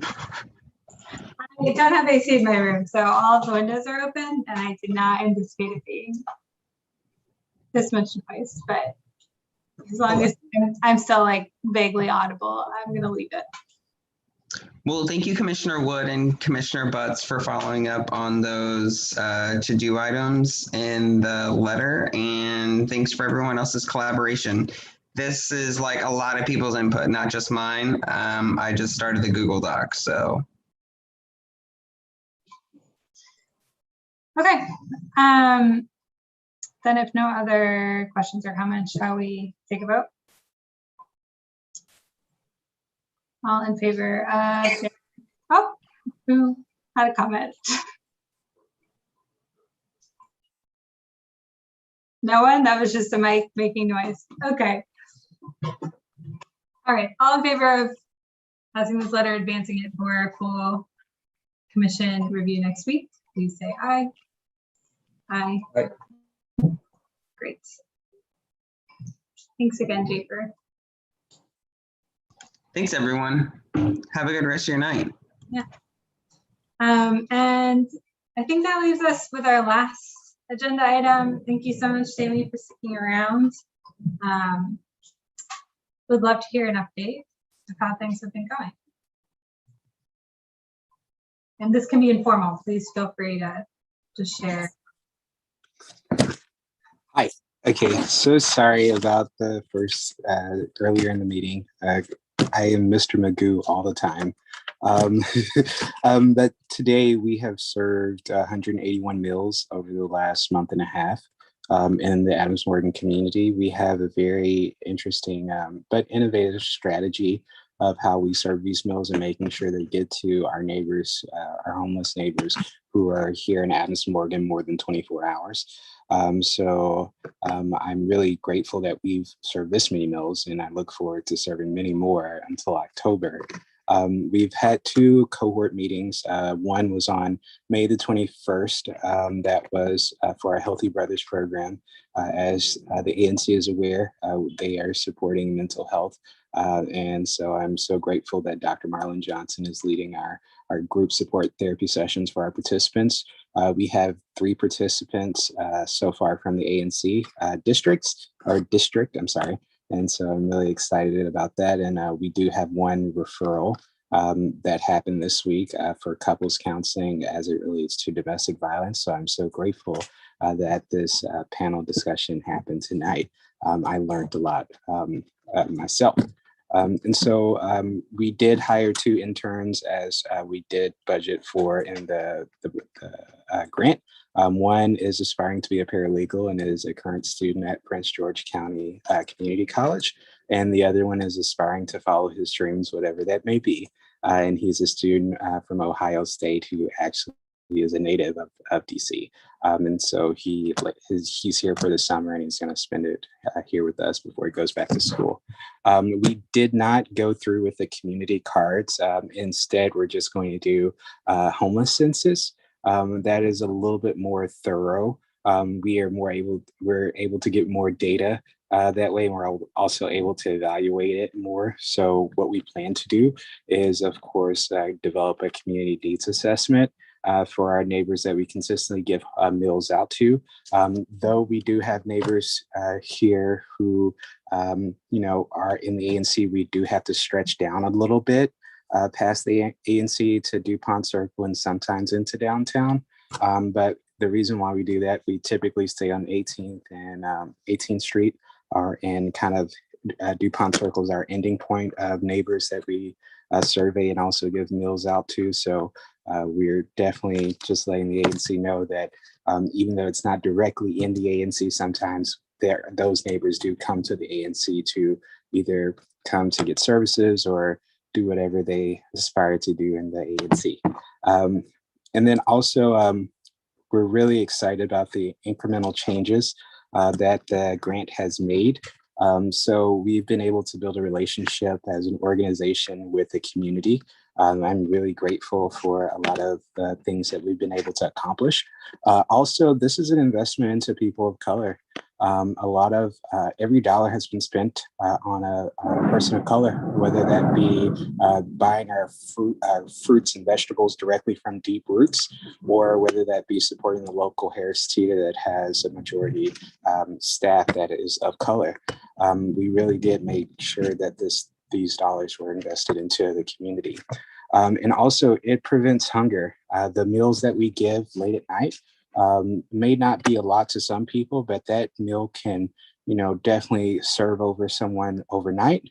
And maybe they'll wake up in the morning feeling a lot better and be motivated to do other things. And so we really hope that the meals are, going to change the lives of our neighbors. And we really do see the changes around 7, 8 o'clock.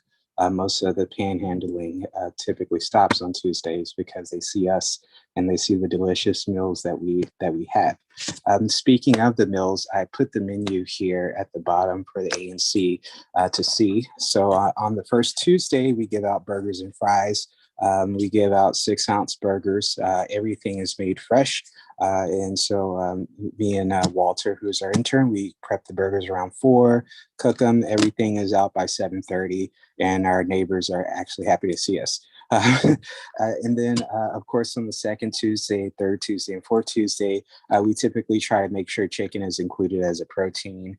Yesterday, we had chicken salads with grapes, carrots, lettuce, tomato, and also a little bit of a ranch in there. And so we try to make sure it's healthy, delicious, and nutritious because when you are out on the streets, you don't necessarily worry too much about nutrition. You're just worrying about survival. And so we try to make sure at least once a week they have some type of nutritious meal and it's delicious and it's something that they can feel good about. So that is my presentation. I really thank the ANC for giving our little small organization a chance to grow in the Adams Morgan community, and I'm thankful, and I welcome any questions. Thanks so much, Sammy. I love this flyer, by the way, and the colors, really appealing. Thank you. Yeah, it's really interesting to mention the ANC participants who are part of the cohort meeting so far, and you've had a referral related to domestic violence. Purely out of curiosity, do you have any relationships or do you work with any of the groups that were on the panel earlier? No. So strange thing, I went to Texas Women's University. So I was not 90% women. And I was the president of Project Rev, which is Resource for Ending Violence. And so I was the president. And it was very rare that a man was a president, a part of any organization. So I had special privileges, to the chancellor. And it was kind of great to advocate both for men in taking up domestic violence as an issue, because I think it's something that's rather underserved in my male peers. And so I'm so grateful that the ANC is having these discussions in 2021. I don't think it happens enough. Yeah, just to kind of follow up, one, the flyer very aesthetically appealing and also just great content, and you're just doing great work. So yeah, you don't even have to tell us about it, but when you do, it's great to know. And also, yeah, your wealth of community that you serve, and then, overlaps a lot with the panel. Just thanking everyone for being here. It's kind of just us now, but I know it was a long time, but really I just can't reiterate enough how basically everyone that was in attendance today and participating has really spoken up to me how they really want ANCs to be more vocal and helping out in different ways. So yeah, I know that it's really valuable, even when it's a small group that's attending these things, the fact that it can start to, trickle out to be communicated to others, like just making sure that the message that's been told to me is conveyed or relayed. It's really important. So thanks. Thanks so much. Ben, did you have a question or comment? No question, but just comment to reiterate. It's really great to see this work already, just from kind of you explaining your vision to already seeing it implemented and moving forward. And I'm really excited to kind of see what progresses over the summer. Thanks so much for sharing, and thank you for sticking with us. No problem. Thank you. I'm sorry we lost a lot of the audience, but we'll share out some of these updates next week in the full ANC meeting too. So everyone can hear all the great work we've had going on. And maybe we can do this again when we have at the beginning properly, when we have the full crowds. No worries. I've never been one to grandstand or like the limelight, so this is perfect. I'm quite an ambivert, actually. Awesome. Great. I think that's it for the night. Thank you Perfect. for Wonderful night, everyone. yeah. Sammy. Bye.